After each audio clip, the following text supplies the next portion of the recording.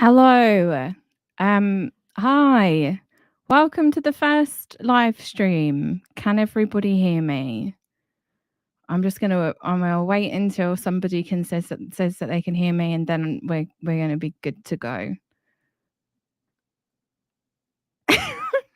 This is like so nerve-wracking for me. I do not usually do live streams.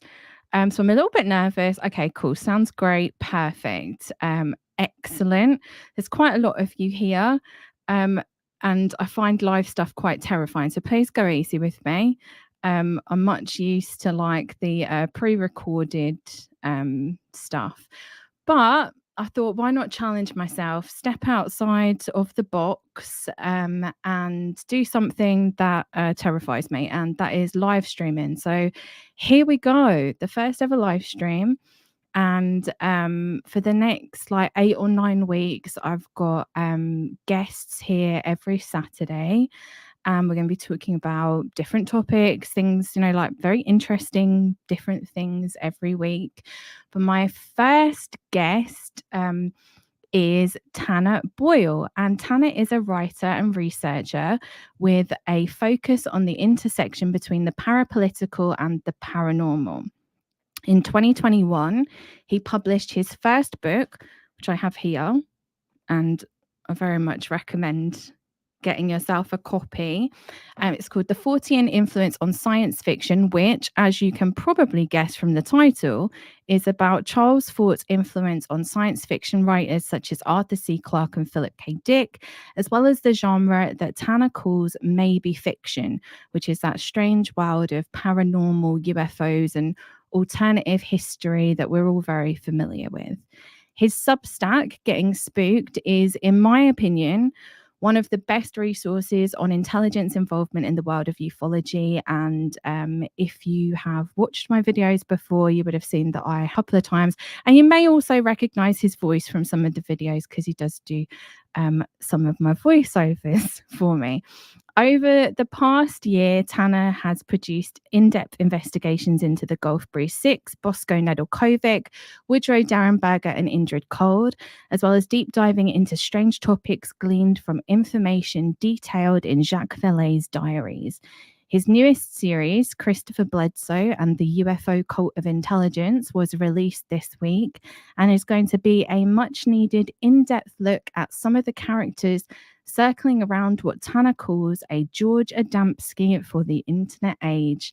He is one of my favorite writers when it comes to this topic, and I am so happy that he kindly agreed to be my first guest. So without further ado, let's bring in Tanner. Hello. Hi, thank you for that very, very nice introduction. You're Makes me a welcome. little less nervous to be here. Okay, good. Well, when only one of us is allowed to be nervous, and that's Okay. me. So you're not allowed to be nervous. You need to like take control of the whole. Okay. Understood. Not nervous anymore. Not nervous anymore.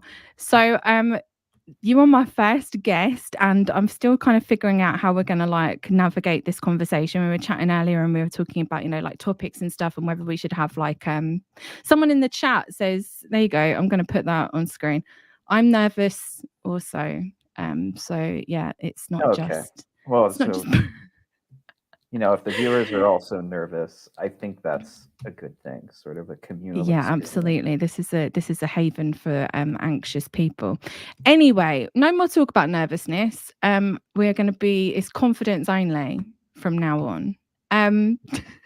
So we don't really have like a kind of, I know it says like investigating UFO psyops, but it's more going to be like a kind of like a conversation between me and Tanner, because me and Tanner talk about this stuff all the time. So we kind of thought, why not just talk about it to an audience of people. But I guess getting into like the Substack first, Getting Spooked, what was your motivation to create Getting Spooked and go down this line of research?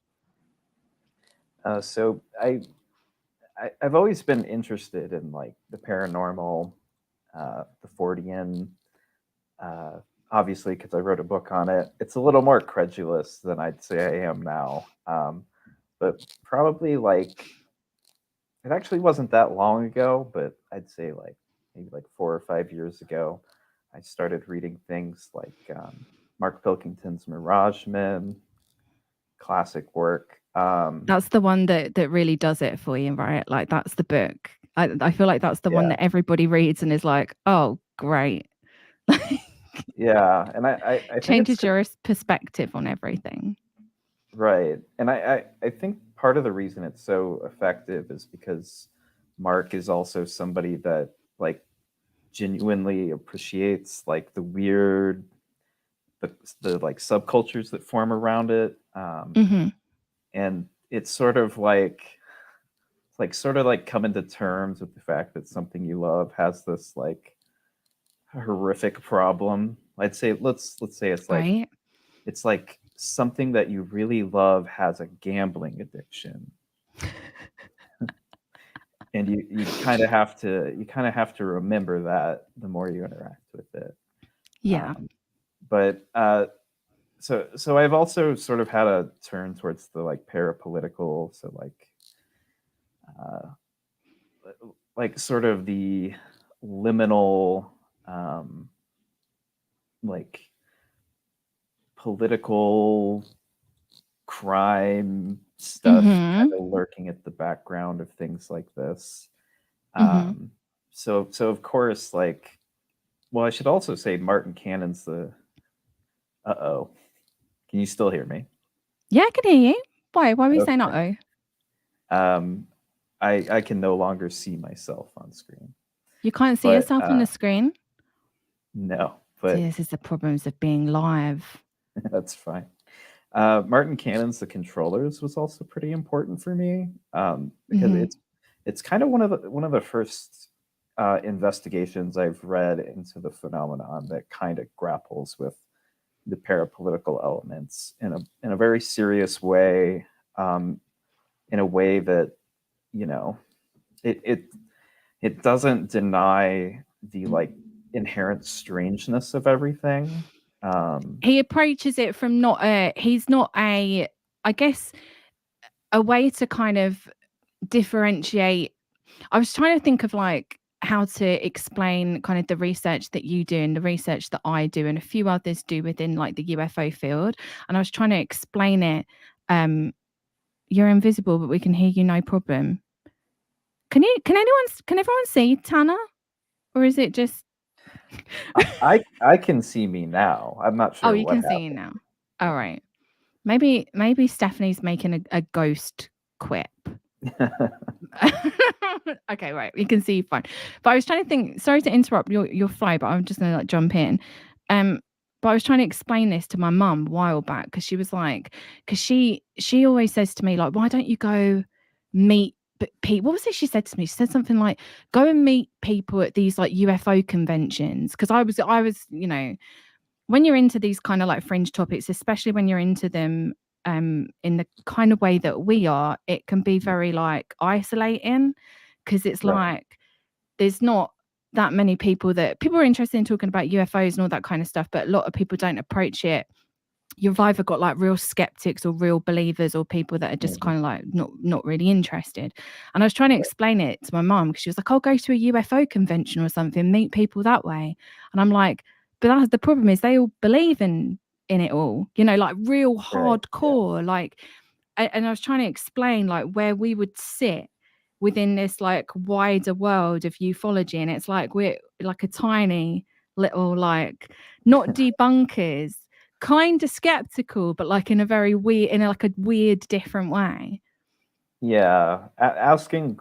I'd say I appreciate any researcher you included that sort of asks questions that don't immediately get asked, because a lot of the times it's like, is this real? Is this a hoax? And it's like I don't necessarily focus on that specific aspect. It's more about like, how has this thing continued? Who's spreading the word? What are the networks involved? Like, so we was having this conversation the other day about like hoaxes and stuff, right? So, you know, like I'm very I find like the details of it to be very interesting, like picking apart hoaxes, not from like a standpoint that I want to debunk everything, because I really don't, but more from like I like something about my brain just wants to kind of like find all the details and find out exactly where a certain story came from. But you said something that was really interesting. I can't remember what it was exactly off the top of my head, but something like whether or not it's a hoax isn't important, right? When it comes to a lot of these stories, what is important is how those stories are then used, right? So it's like something like George Adamski, for example, you could say that like that's all a hoax, but then is that being used for like a greater purpose, or like a Chris Bledsoe story, which I'm sure we'll get into it later on. Right. Yeah. Well, I think oftentimes just like pointing out that something, like I think you do it a bit differently. Like I'm thinking of like one of your hoaxes icebergs with the fake Apollo landing with the alien Apollo body. 20.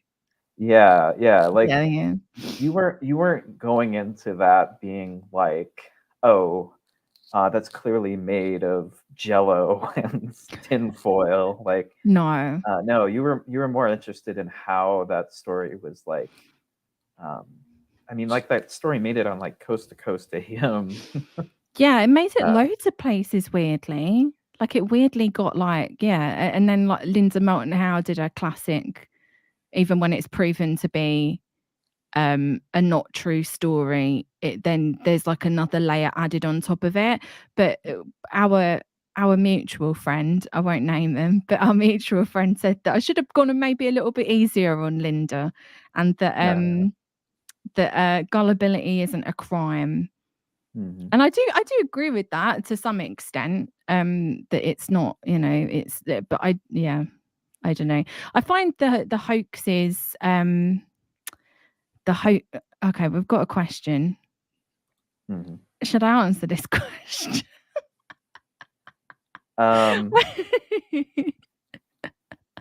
I'd say that's up to you.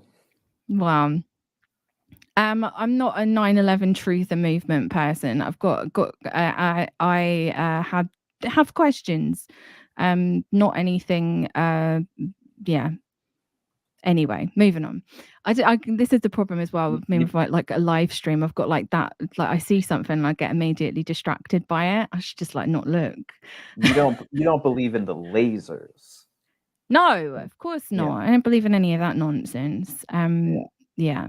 Anyway, sorry, we got off I mean, topic I already. do, but that's fine. That's fine. Well, you also don't believe in the moon landing, but that's also fine.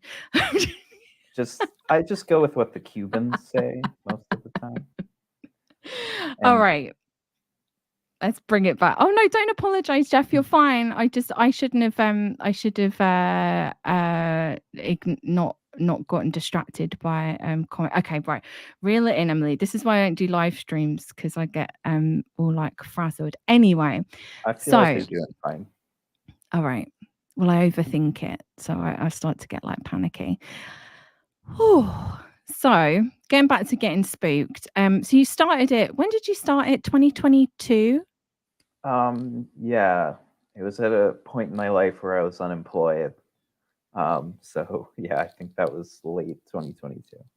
And the first topic that you really heavily researched on Getting Spooked, topic person, was Bosco Nedelcovic.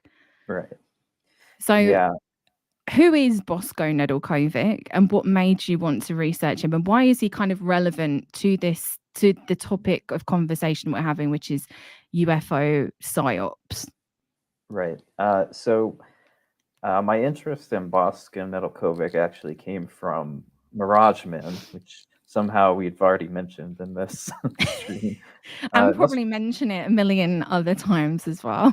Yeah, not to be like one of the like I don't know. Sometimes I feel like a Jehovah's Witness for that book, you know? Yeah, but it is like one of the best books. I feel like there's a handful of books on this topic that you should read, like, and that is absolutely one of them. Another one I would also say, it's not focused on the UFO topic, but has like a really long bit in it that covers it UFO history really well, which is Wendy Painton's book on Timothy McVeigh and the Oklahoma City bombing, which is Aberration in the Heartland of the Real. She does a great job at summing up UFO history.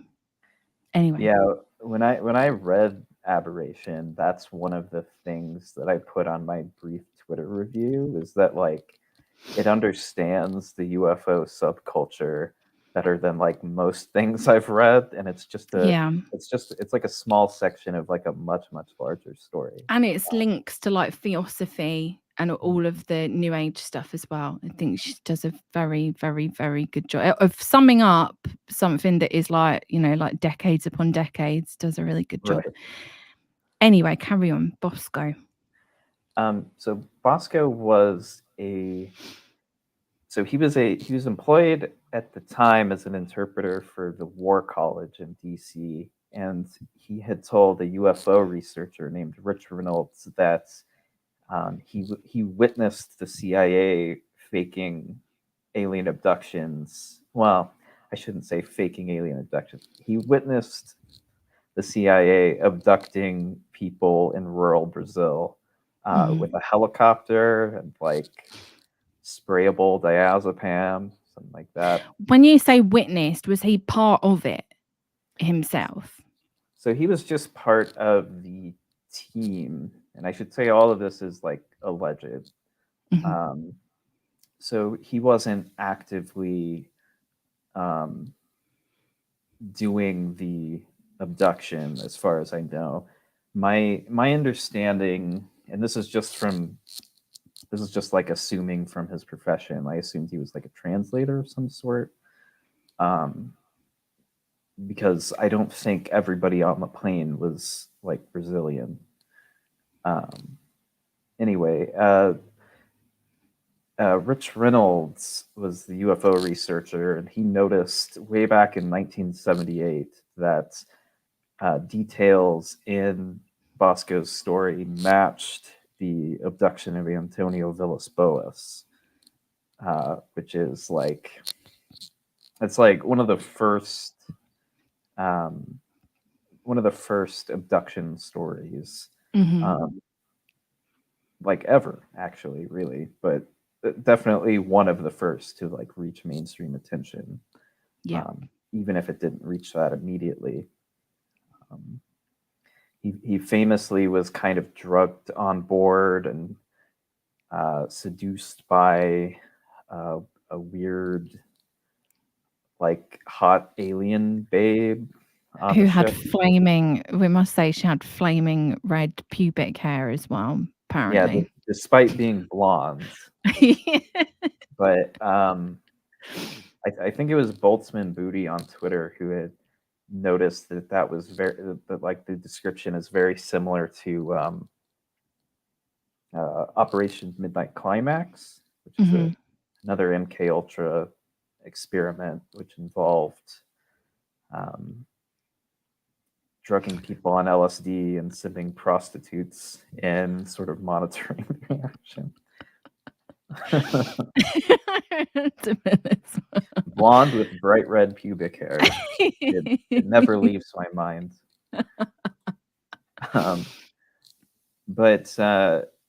Yeah, so when Bosco claims this, it's sort of important because it sort of sets up the idea that one of the first alien abductions to hit the popular consciousness was essentially a CIA military operation.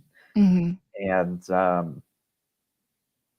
think the implications of that are pretty wide-reaching, because it's like you have to wonder how many of the stories are like affected by those that came before them, right? And so he also, a lot of times the Villas-Boas abduction is the one thing from Bosco's story that's mentioned, but he also mentioned the Hill, the abduction of Betty and Barney Hill, being a CIA operation. Yeah. which I think there's like pretty crazy like circumstantial evidence for. Absolutely. And when you have like Villas-Boas and Betty Hill, and if you consider that both of those abductions were military operations, I think it sort of reconfigures how alien abductions have entered like the popular consciousness, and it definitely Absolutely. changed just how like the UFO mythos continued, because alien abductions existed in like the like Passport to Magonia type fairy stories before then. The UFO phenomena like post Kenneth Arnold didn't have elements like that yet.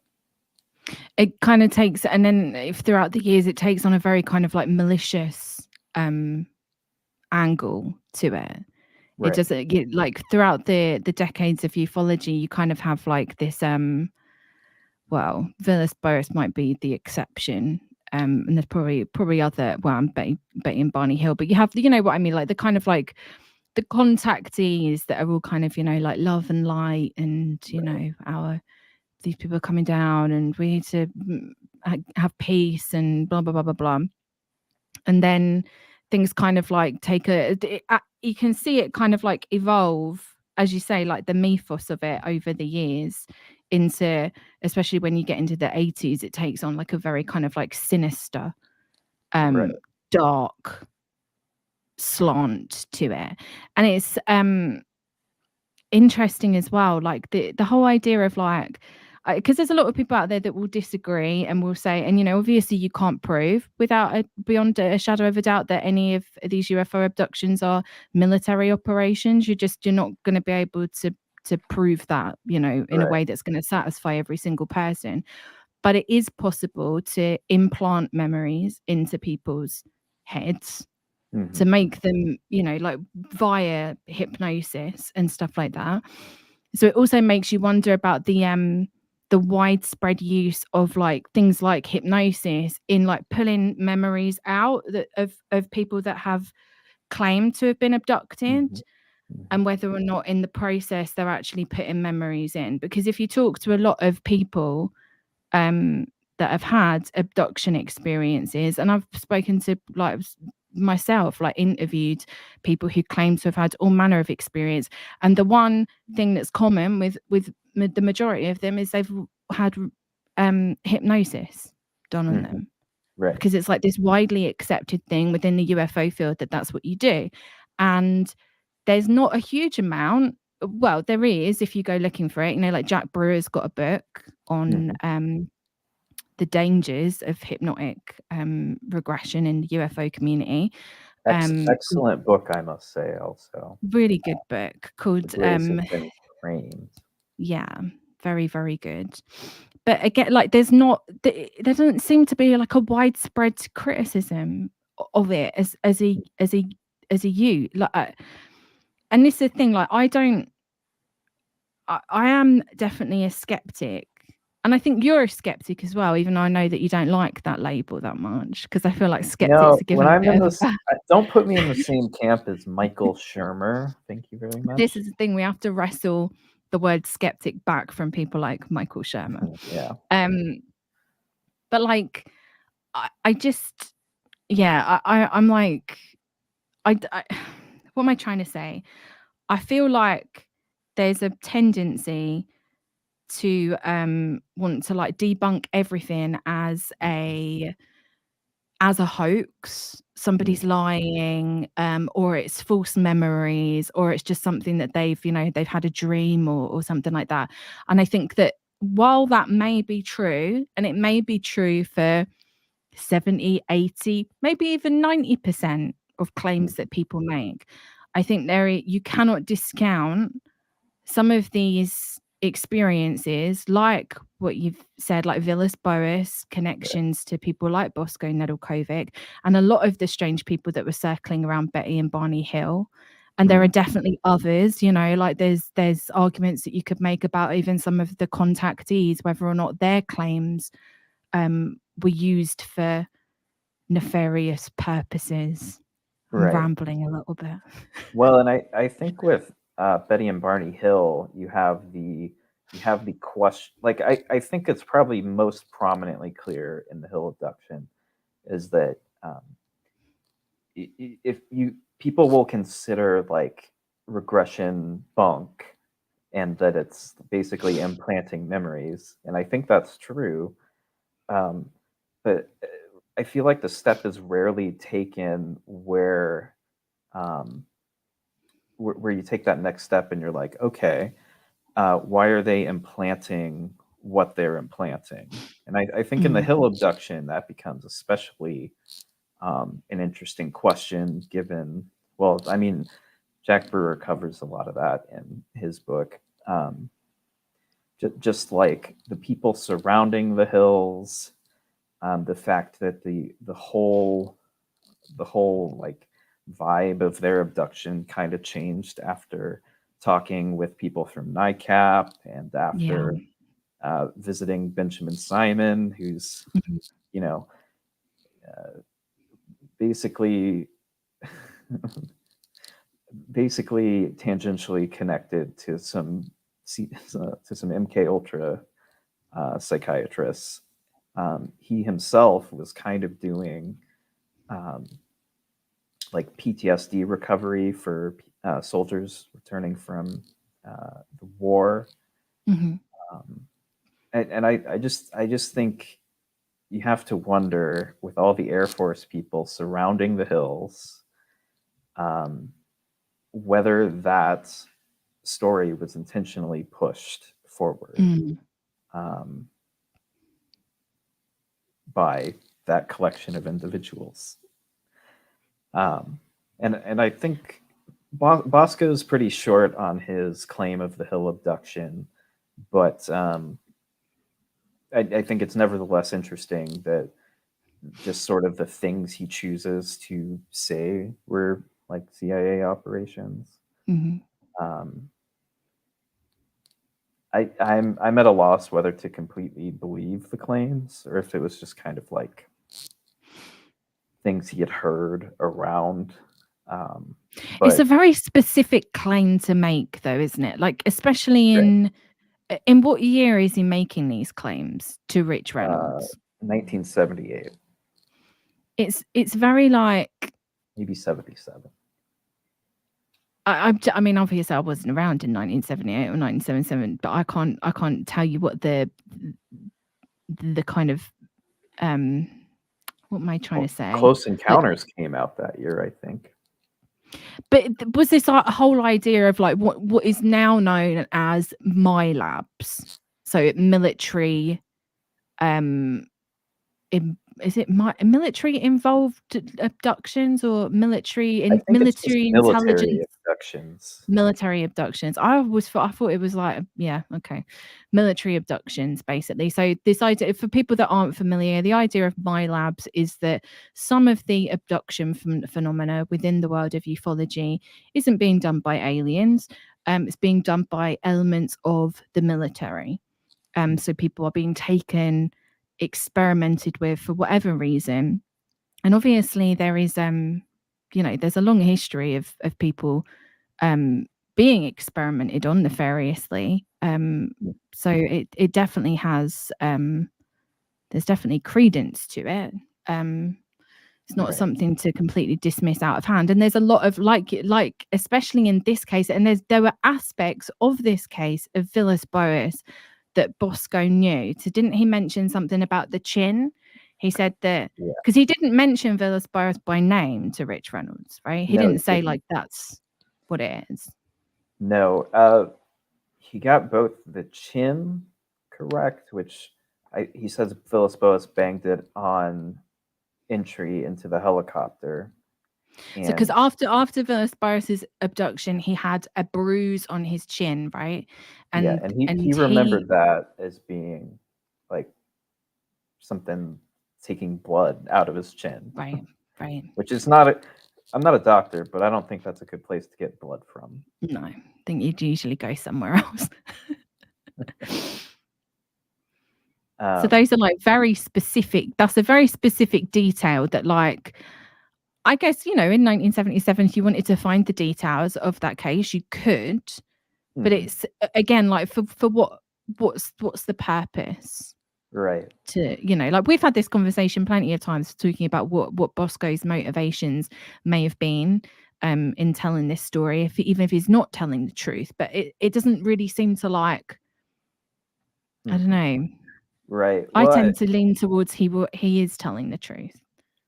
I tend to lean towards there too. I've talked with some of his family, and what struck me is that he didn't really seem to have all that much of an interest in UFOs, and like the cases he picked, not the Hills and not Villas-Boas, but some of the other cases he pointed out were, I wouldn't say super, they wouldn't be super well known to just somebody who caught it on television. Because he also mentions the Scoriton, I almost called it an abduction. The affair. Like, they call it the mystery or the affair. Yeah, yeah. This wasn't an abduction. It was more like a guy in rural Britain saw a spaceship and some dudes on it. So tell us, for people who don't know, what Scoriton is. So Scoriton. We've had this guy as well. How to pronounce it? Yeah, I have now decided to pronounce it correctly after being laughed at. You used to call it Scoriton. It's like, it's Scoriton. Well, basically, this groundskeeper named Ernest Arthur Bryant witnesses a spaceship. The details of it are super fuzzy, like when it first happened, whether there was more than one, encounter. But on one of these encounters, he comes across very human-looking ETs wearing like diving type suits. Some of them weren't wearing helmets. And they basically, I'm always baffled at how the contact went, because he only got like weird details from them. Like they mentioned somebody named Yamsky. I think one of the beings is named Yamsky. And in their struggle in communicating, he says, "I wish Les or Des was here," which of course. So what's the relevance of that for people that don't know? That's why Scoriton is just a can of worms, for lack of a better word. It basically relates to George Adamski. That's what Yamsky sounds like phonetically, and Des or Les could be referring to his co-author, Desmond Leslie. Yeah. And basically, they tried to connect the two cases. Was Bryant the reincarnation of? I see the comment. You don't have to highlight it.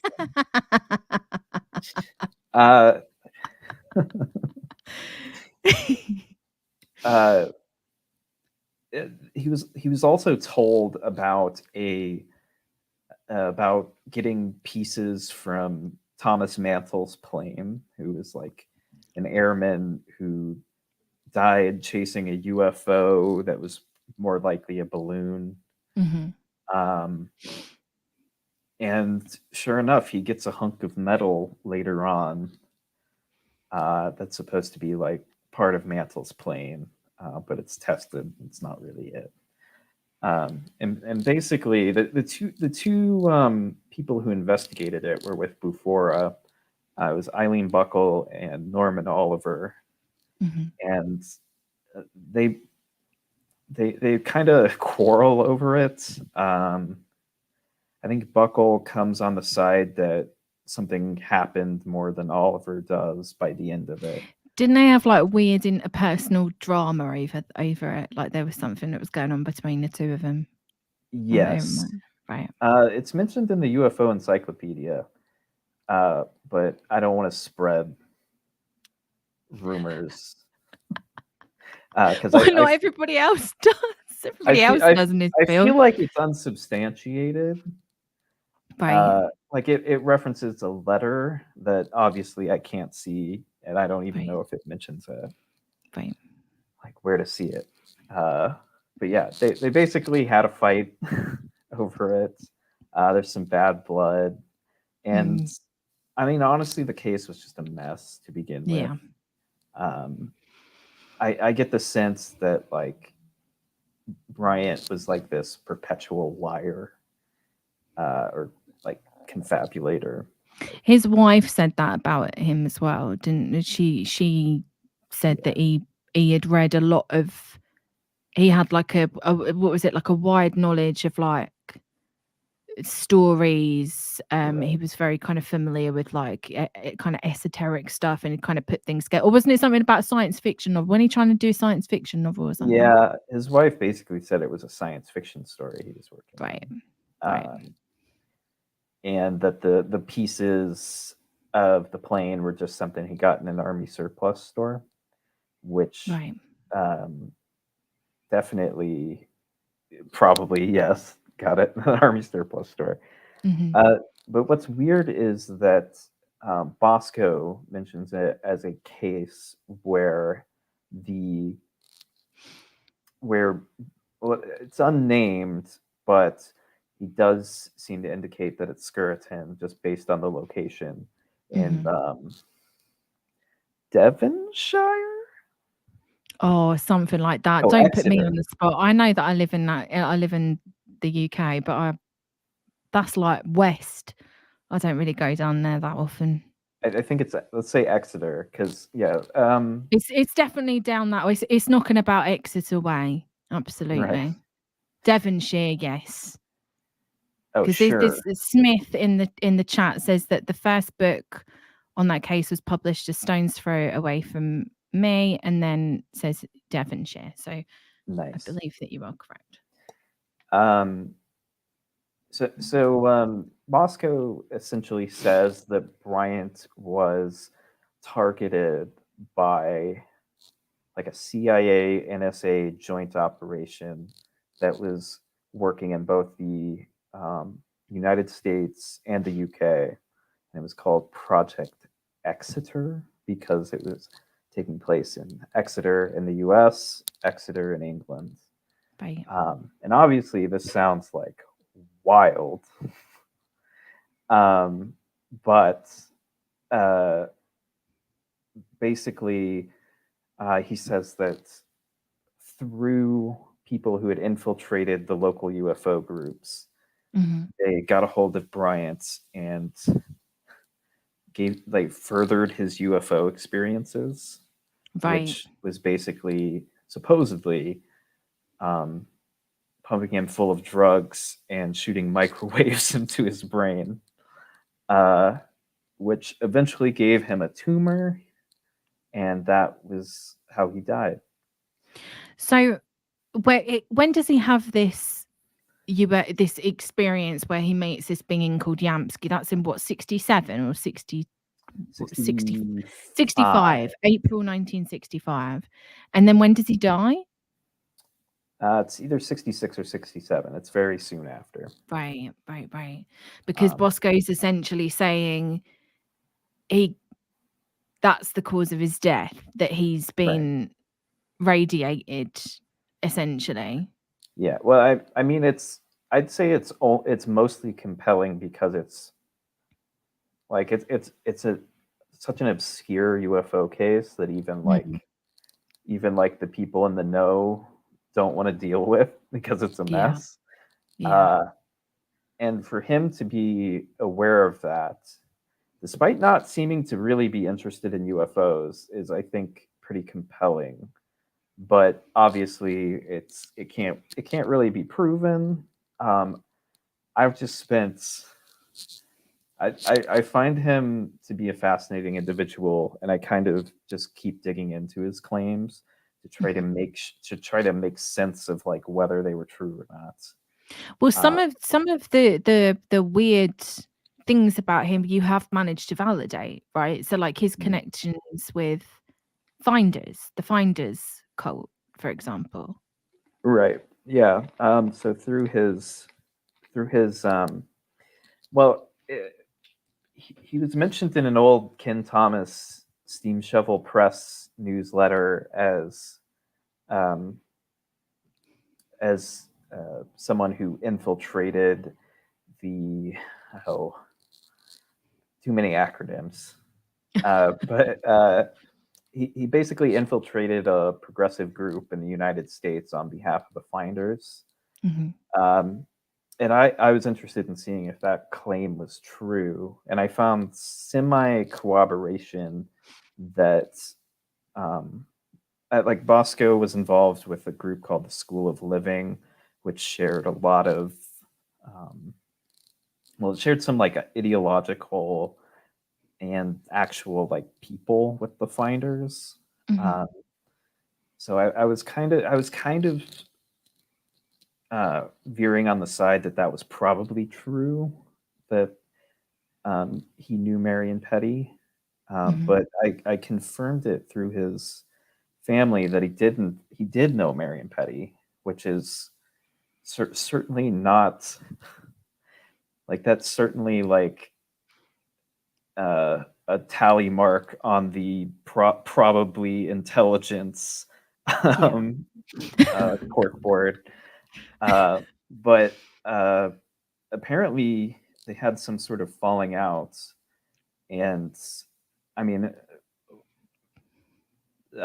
his family basically said they up and left one day, and Bosco told them that Marion Pettie was a very dangerous man, and they never interacted with him again after that. But apparently Pettie reached out more, but Bosco just kind of blew him off.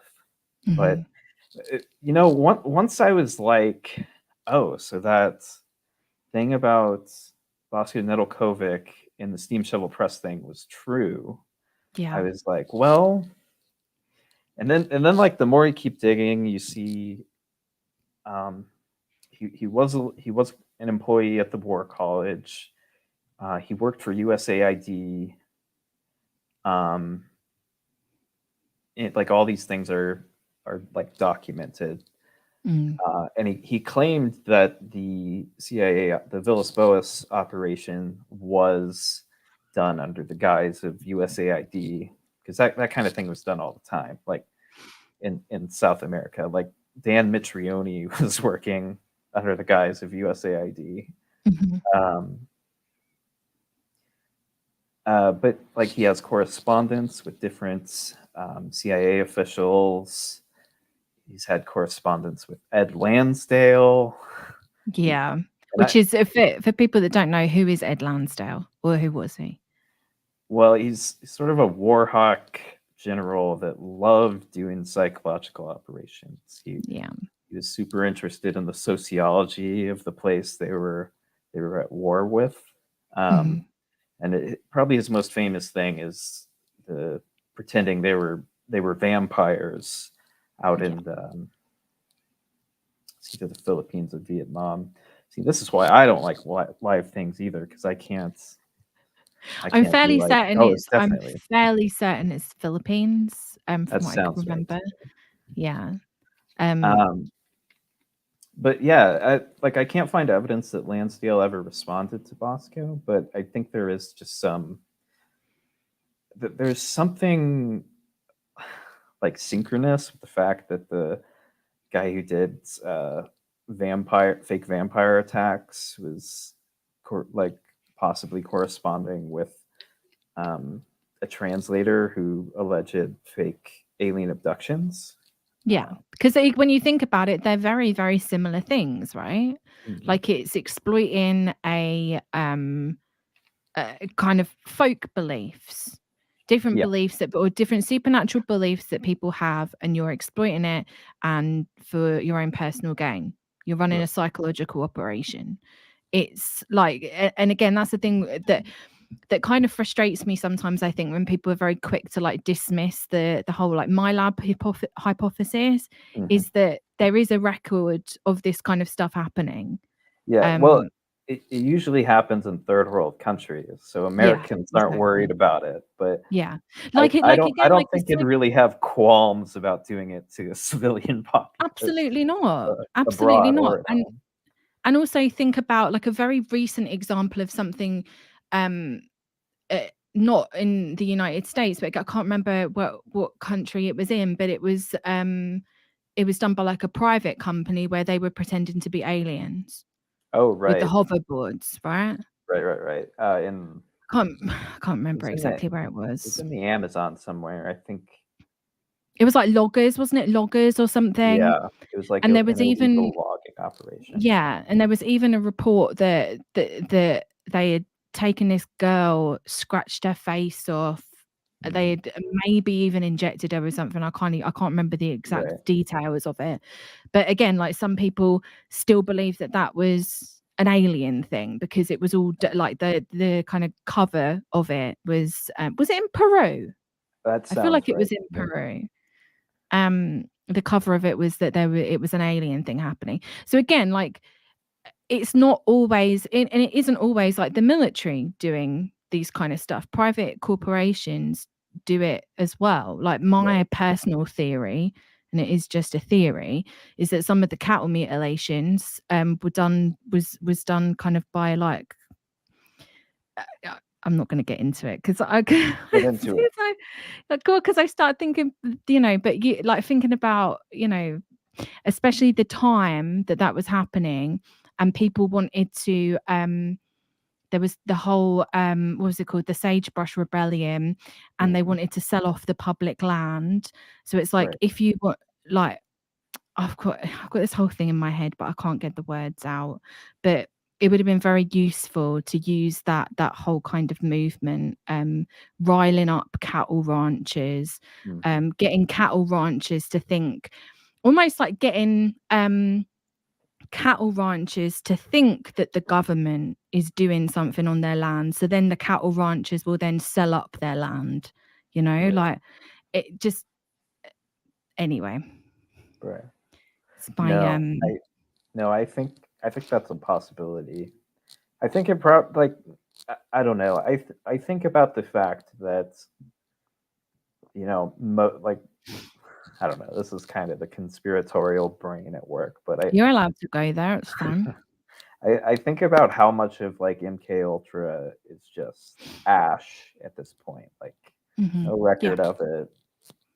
Yeah. Maybe rumors here and there, but we only have like a small percentage of it. And I think about like not only like intelligence agencies doing that, but like private companies doing similar things. And like we watched that thing. What was that thing we watched about the eBay? Oh, do you remember stalker? That? Right. Yeah. I can't remember the details of it, but it was CEO like literally paid employees to harass a couple that was critical of them. Yeah, it was like crazy, and it was done in a super deniable way, where like the CEO could say, "Not me." Yeah, someone under me. What was it? Wait, oh, hang on a second. Just because I feel like this is a really good example of like kind of what we're talking about. So this was it. eBay fined $3 million after workers harassed couple and sent spiders to their home.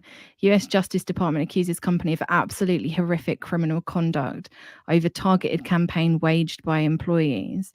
They sent live spiders, cockroaches, and other disturbing items to the home of a Massachusetts couple. It's like you're on set with Jared Leto or something. The Justice Department charged eBay with stalking, witness tampering, obstruction of justice. eBay engaged in absolutely horrific criminal conduct. The company's employees and contractors involved in this campaign put the victims through pure hell in a petrifying campaign aimed at silencing their reporting and protecting the eBay brand. And I can't remember why they were doing it.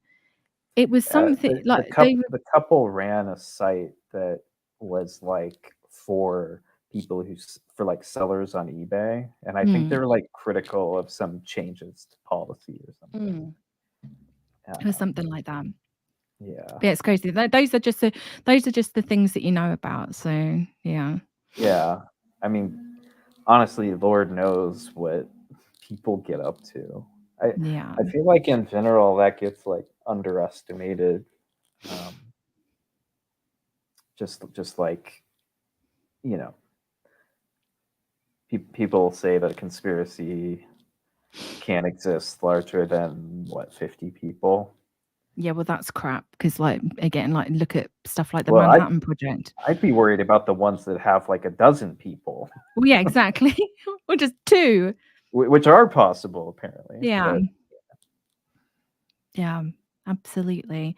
So with going back to Scoriton quickly and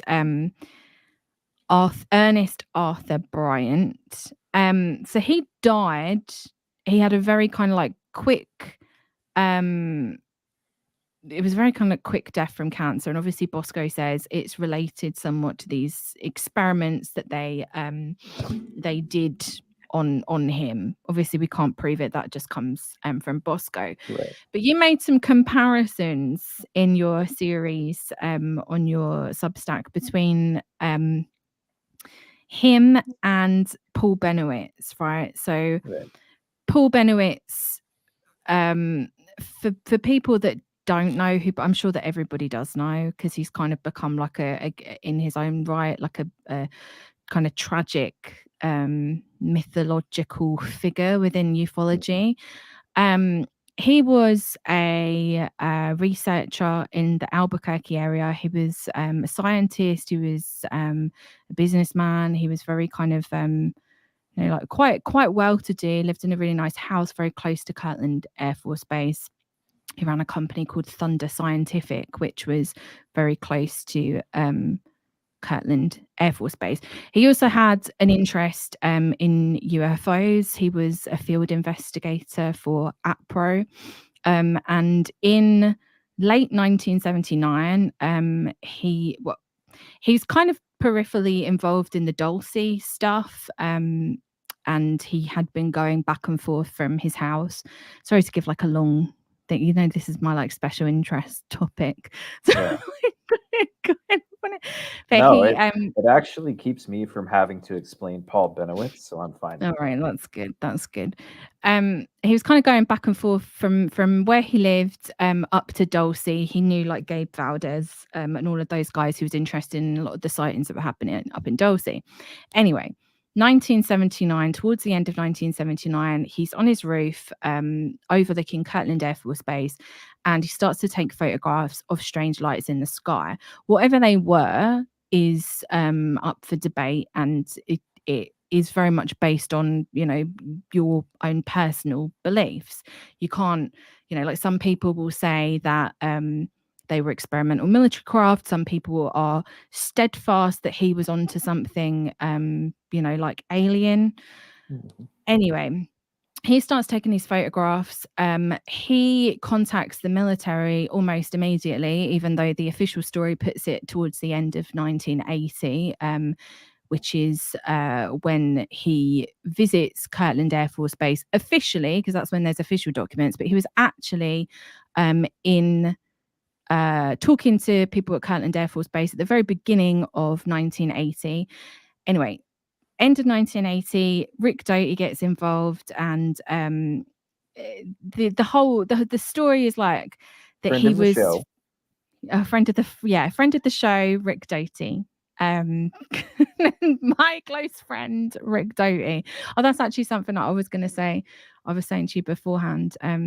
I said that if Thomas Fessler, who does his live show every day, Disclosure Tonight, can do a live stream show, then so can I. for God's Yeah. sake, because he does it all the time and he just picks his toes. So, you know, anything that I do is going to be better than that. Anyway, I watched a little bit once when you were watching, and I caught him vacuuming up. I think it was either like cat it'd be his, piss or his cat dog shit. shit. That was His dog dog shit. shit. Yeah. Anyway. So Paul Bennewitz goes to Kirtland Air Force Base, meets with Rick Doty, and this. I'm not going to go through the whole thing because I am slowly working on like some form of documentary about it. Rick Doty begins an authorized psychological campaign against Paul Bennewitz to convince him that what he is seeing above Kirtland Air Force Base is aliens, right? Again, like Paul was actually seeing stuff, and he was also intercepting signals on his computer.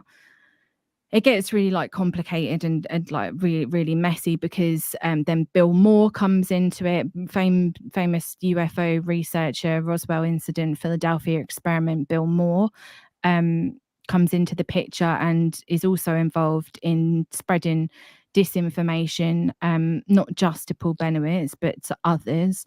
Linda Moulton Howe gets dragged into it and all of that kind of stuff. But in the book Project Beta, which is again, it's Paul, I'm fairly certain that Paul writes in some of his correspondence that he saw orbs in his house, what he described to be orbs. And this is then backed up by Bill Moore, who I don't think is a reliable source at all. And it then is also backed up by Rick Doty, who I also don't think is a reliable source. But both of these guys, both of these guys claim to have also seen these orbs, right? Which is like, okay, Paul Bennewitz isn't around anymore to talk about exactly what it was. As far as I know, his family don't talk. And then you've got two people. You've got one guy who's a paid AFOSI agent. And then you've got Bill Moore, rumoured allegations, unsubstantiated hearsay that he may have been connected, some sort of intelligence agent or asset, shall I say. Anyway, so they corroborate this story that he sees these orbs, right? And apparently these orbs would like, isn't it like, I can't remember the details because there's so much of it, but like the orbs would like would they like hurt his skin, or was that when he said that he was being injected by an alien? I can't remember exactly. It's a little of everything, I think.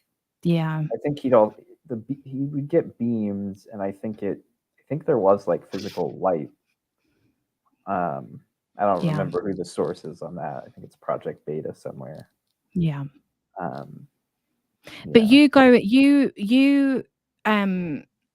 talk a little bit about the kind of similarities between this. Like if we are to believe that Ernest Arthur Bryant was kind of like radiated in some way, and it's kind of, like matching up with these other like little weird details that like come out of this Bennewitz case, that like he's being like physically harmed in some way.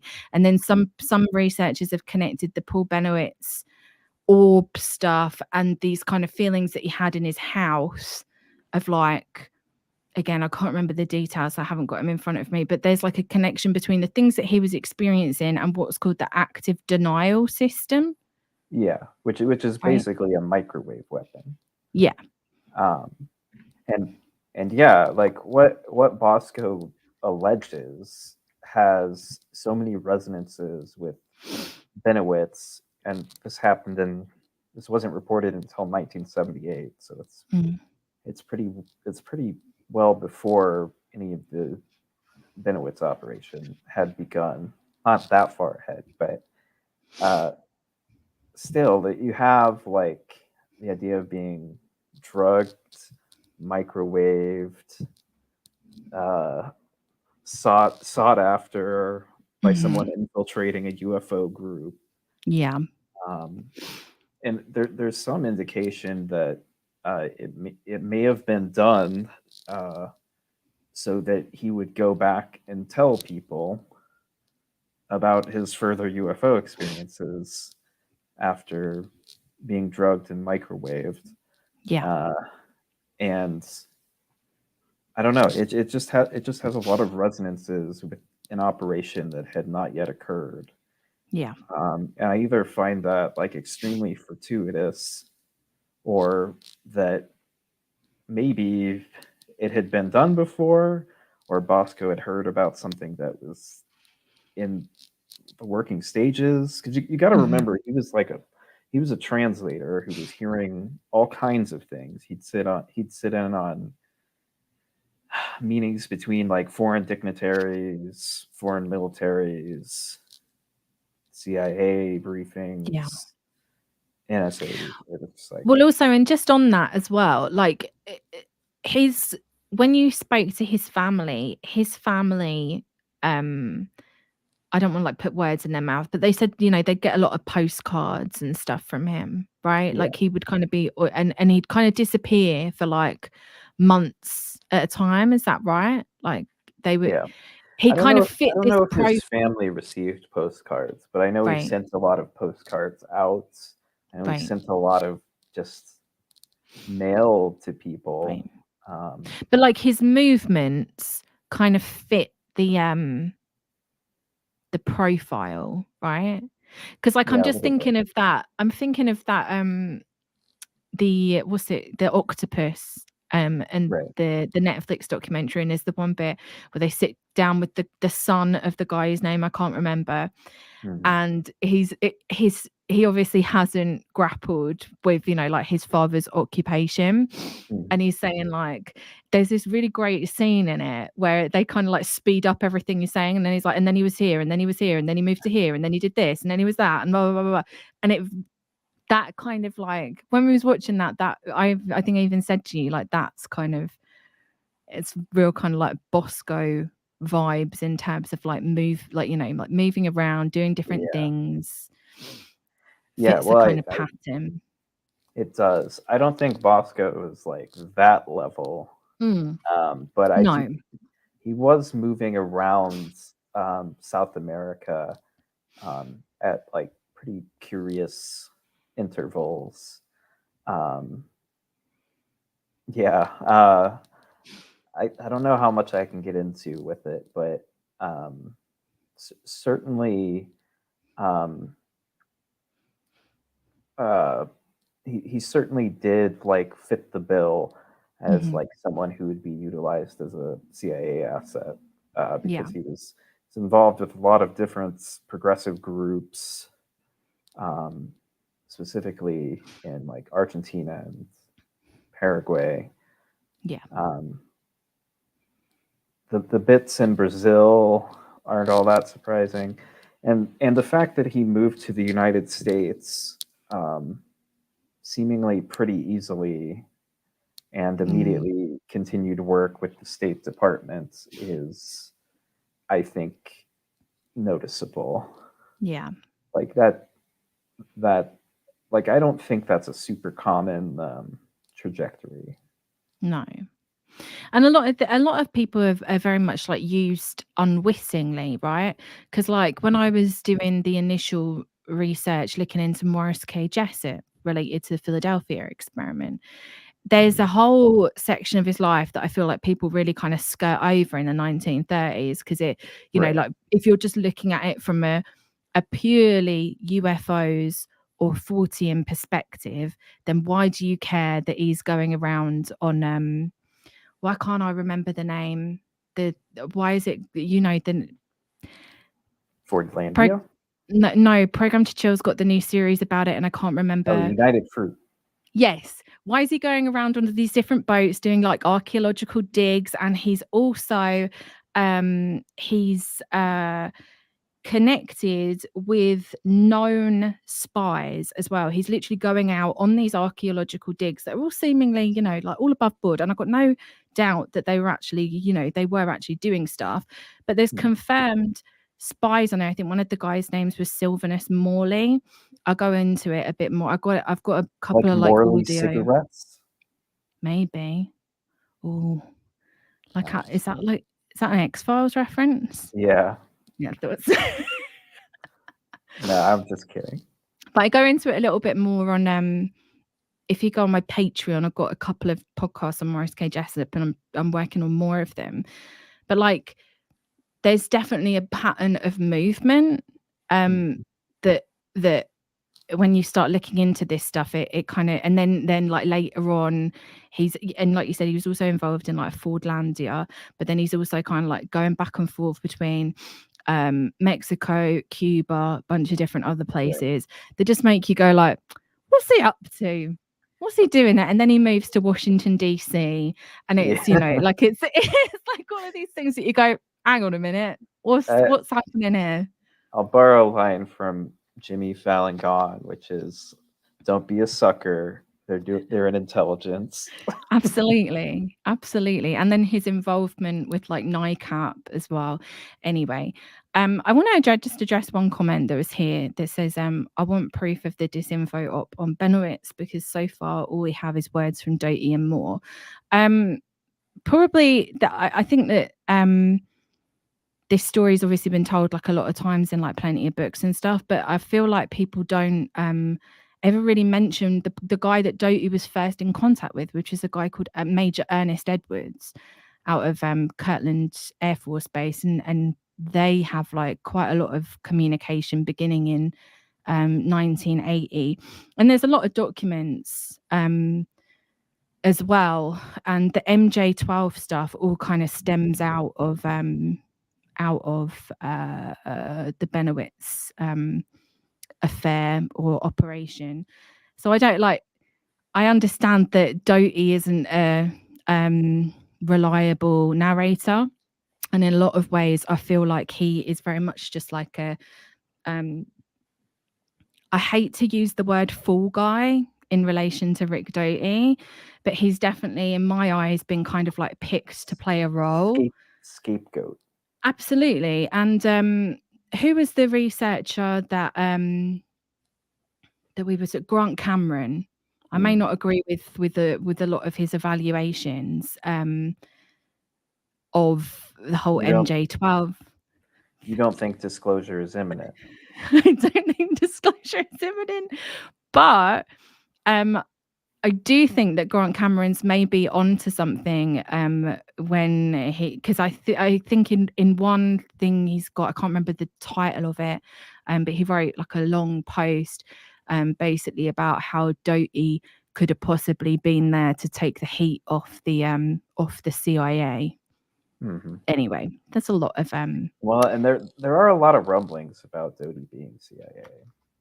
Absolutely, yeah, and like and again, he fits a pattern, not in terms of movement, but especially like family, like of potentially being recruited into this stuff, like his uncle was and the thing that nobody ever talks about when it comes to Doty, except for Christian Lambright, who was the person that found this information, was that Doty, and he's published it in his book Ex Descendum, was that Doty claimed on a History Channel message board to have been involved in a CIA black site in Laos in like 1968 or something like that.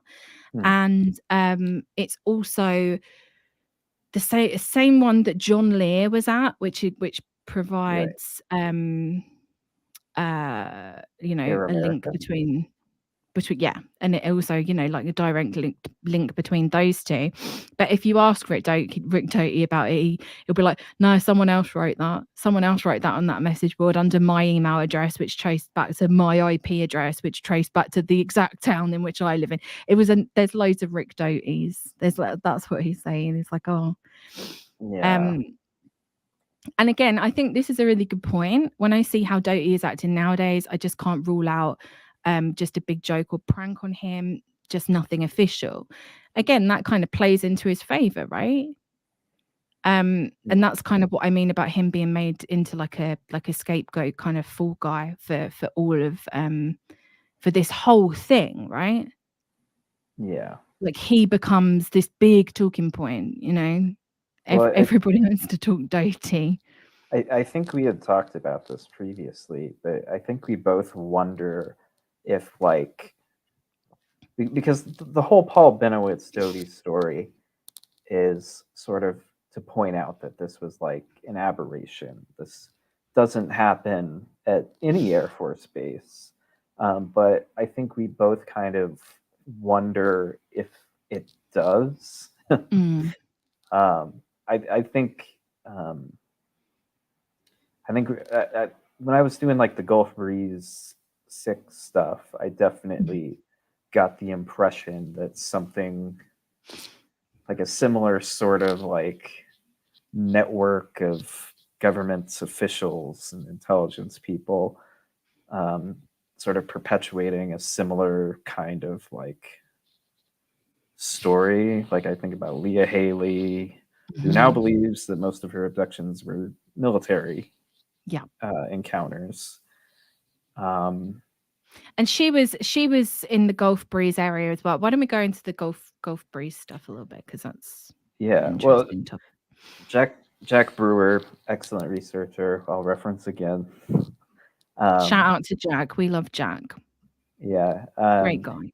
He did a really good article about Leah Haley's visit to it's basically like a coastal area outside of Eglin Air Force Base. So who is Leah Haley? She's an abductee. Okay.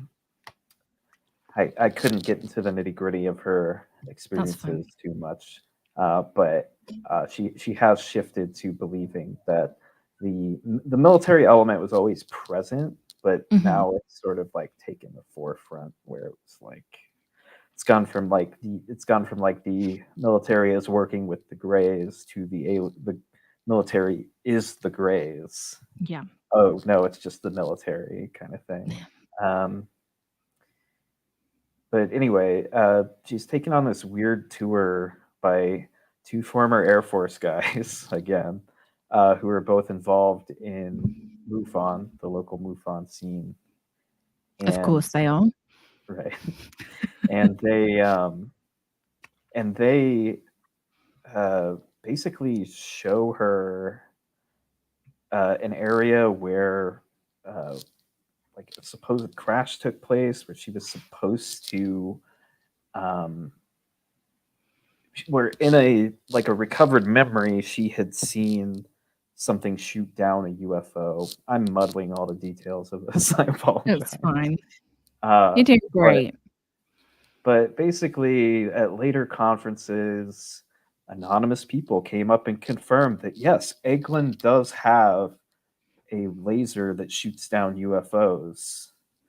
And here's a picture of it. And like, I just have to wonder. Oh, and then Jack tried to get similar access and was told, absolutely not. You can't get access to that area. So even though these people were former Air Force, they were clearly getting the the Air Force treatment. Like, it may not have been like sanctioned officially, but it was like allowed with the Air Force's knowing. And then with the whole like Tim had mentioned in the chat, I saw. Yeah. And I have to 100% agree with that. And again, that kind of goes into like it. Then it doesn't even matter if it's a hoax or not, because it can start as a hoax and then be manipulated into something else, right? Right. And my vibe is that's exactly what happened to Ed Walters, because he goes from like guy sheepishly giving photographs to the local newspaper to what basically seems like a gang stalking victim, like pretty quick. And it's not in a it's not in a gentle way or like a he's clearly acting way. It's like, something's really going on. And I definitely thought the original sighting was a hoax. I mean, I'll just say that pictures aren't that great. They're good vibes, but definitely not real. Well, Ed Walters pictures. You think that Ed Walters was hoaxing? Well, Bruce Maccabee says they were real. So maybe they are. He is a photo analysis guy. So what year was the Ed Waters Gulf breeze? That was like late 80s, right? 87, and then I'd say like the Gulf Breeze 6 being arrested was towards the end of it, so it's probably like 87 to 92. Yeah, so you've got this whole kind of like very like weirdness going on in this area. So give us a very brief intro into who and what are the Gulf Breeze 6. You don't need to do loads of detail, just like Lord. just the top, Basically 6 military intelligence analysts stationed in Augsburg, Germany, and they were with the army but attached to the NSA. Basically stationed at a listening post. They all go AWOL, and it's a whole like it's a whole like weird turn of events. Basically, they were listening to a Ouija board and were following the instructions because the Ouija board was telling them that the world was ending. They were going to be like God's holy army, like weird stuff like that. And of course, they end up in Gulf Breeze, hence the name Gulf Breeze 6. But it's odd because you'd assume it had to do with the UFO stuff in Gulf Breeze. And while that might somewhat be the case, 2 of the Gulf Breeze 6 married women they had already met in the Gulf Breeze area while they were stationed at the Pensacola. I may be thinking of the wrong thing. There's some like cryptography training in Pensacola where they had met these women, and that's where they were holed up. Right. So obviously, it just becomes like it's like a really odd story. Hence why I was enticed by it. And Tanner's got like a whole, like, how many parts is it? Oh man. Well, and there's even like appendices, so I'd say like maybe like 16 parts at this point. 16-part series on his Substack. Some of them are paid subscribers only, and if you're not a paid subscriber for Tanner's Substack, then you really should be, because he's got a lot of good research there and also supporting good research. Yeah, and it's like £5 a month. Go do it. Yeah, I'd recommend they do the same thing to the Weird Reads with Emily Louise Patreon. All right, shut up. We're talking about you. Yeah, I'm aware, Stephen. Tanner, you look very handsome tonight. It is much. See, I've been saying this. Yeah. That bookshelf there only got put up. What was that, like 3 weeks ago? Before that, you were just stacks and stacks of books in your apartment. Yeah, literally, that entire shelf was probably stacked somewhere. Yeah. Throughout the. Maybe that was more of a vibe than current way. No, that bookshelf's way better. And now you need another one. I don't know where I'd put it, but okay. Next to you, you've got space next to you. I suppose. Anyway, we're getting off topic. Good to see you, Stephen. I definitely heard a lot about Stephen. Anyway, let's get back to the topic at hand. So the Gulf Breeze 6.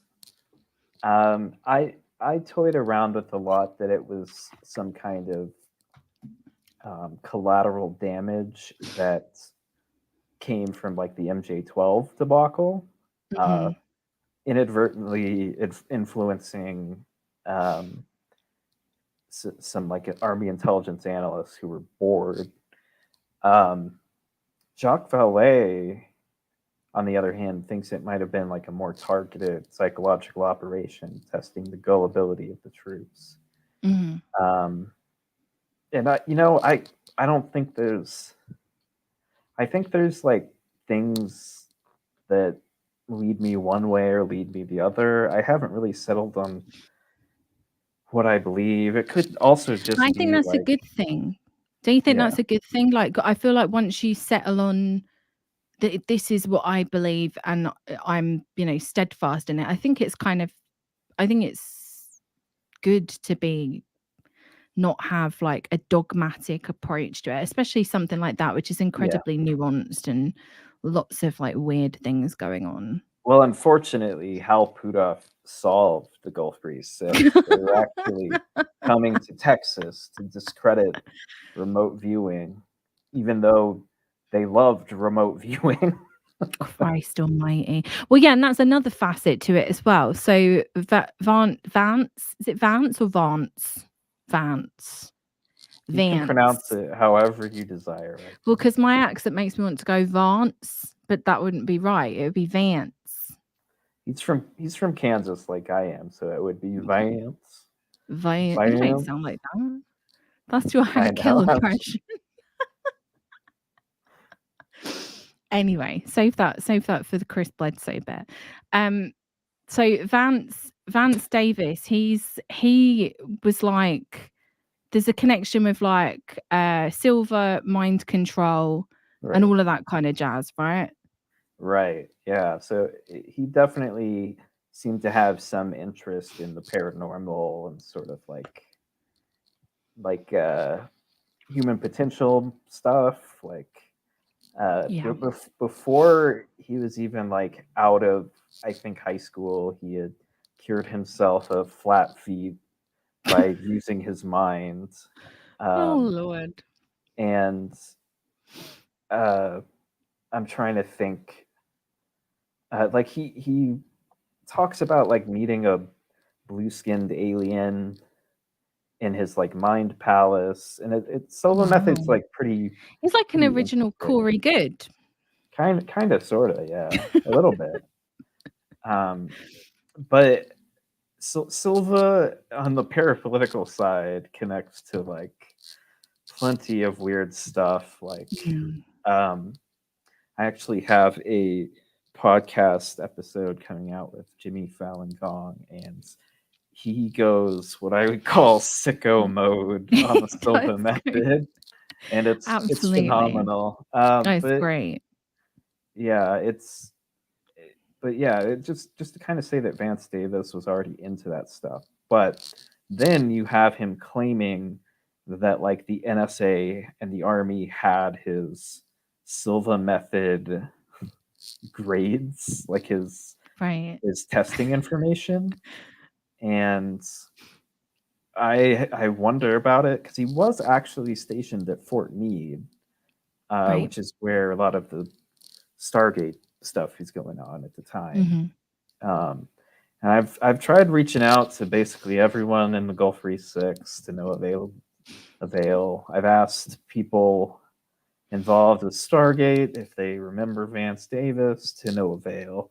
Someone tell Lynn Buchanan to answer his email. Yeah, he definitely watches my channel. Avid fan. I mean, he Lynn should. Buchanan. He should, but imagine. Yeah, but that's all to say. Like, it is like weird how they did have like super sensitive occupations. Like, this wasn't just. This is like one of the biggest. Like, people don't go AWOL across the ocean that often. No, they don't. It's pretty unprecedented. And then you have them giving the excuse that a Ouija board told them to. I mean, who hasn't done an Ouija board and then gone AWOL? Well, I should mention the Ouija board doesn't get mentioned as an excuse until, I want to say, Vance Davis talks to the press in 1992. Right. Maybe 91. There is a piece of archival footage that you're still after, right? Isn't it like is it like the Maury show or something like that? Yeah, Vance Davis is on the Maury Povich show. If anybody can get hold of that. 93. I can't imagine, was he doing like a paternity test or something, because there was a lot of like interpersonal drama as well going on in his circles. I don't think it was a paternity test. Vance Davis is still married to the person he met at Gulf Breeze, and I think that's kind of nice. I think that's sweet. Yeah. Yeah. But yeah, I think he's talking about like his predictions for like New York blowing up, right? Which he did inadvertently predict the World Trade Center bombing. But the way he phrases it, I've always found interesting. Did he predict? How did he phrase it? Well, he said like the wolf's head will be the symbol of the group that does it. Right. It'll either be a gas leak or terrorism. Like I don't know. That something to do with Whitley Strieber's book had the wolf head on it with the World Trade Center? Was that a thing? Right. That's different, but that's also interesting. Nice. But yeah, like I don't believe that. Well, I guess I don't know. He claimed to still be plugged into like intelligence. I mean, every coast to coast guest did this. Yeah. But like someone who was NSA at one point, like verifiably, I tend to believe more than like Richard Hoagland. But yeah, he becomes sort of not a regular coast to coast guest, but he's on a couple times. Once as Richard Hoagland's like special NSA source to disprove Major Ed Dames, who didn't think that Hoagland had a source. God. And it's just like it's a bunch of nonsense. But on Coast to Coast with Richard Hoagland, nonsense. Yeah. That man hosted, what was the show that he did? The Other Side of Midnight.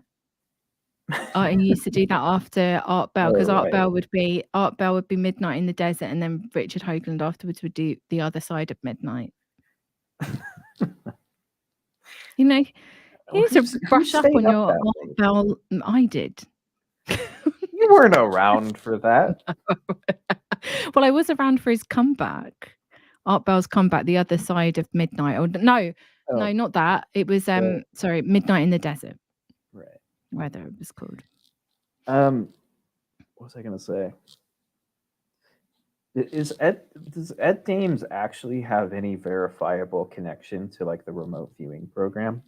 Not that the remote viewing program is like a bastion of credibility, but I've never heard like Ed Dames mentioned by others who are not in the Art Bello sphere. I mean, aren't they all in the Art Bello sphere in some way? Kinda. I'm not 100% sure. Maybe someone in the chat.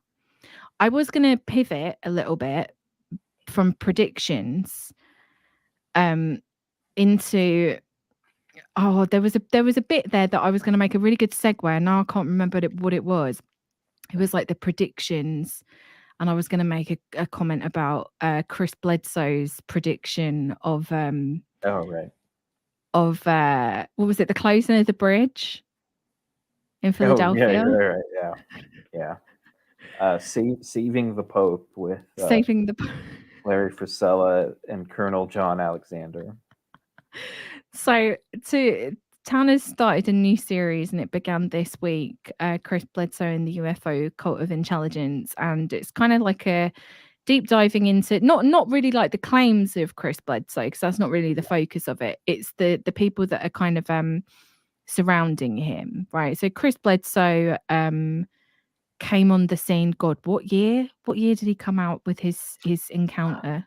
I think it's either like 2007 or 2008. Around that time, and he was on a fishing trip, right? Right.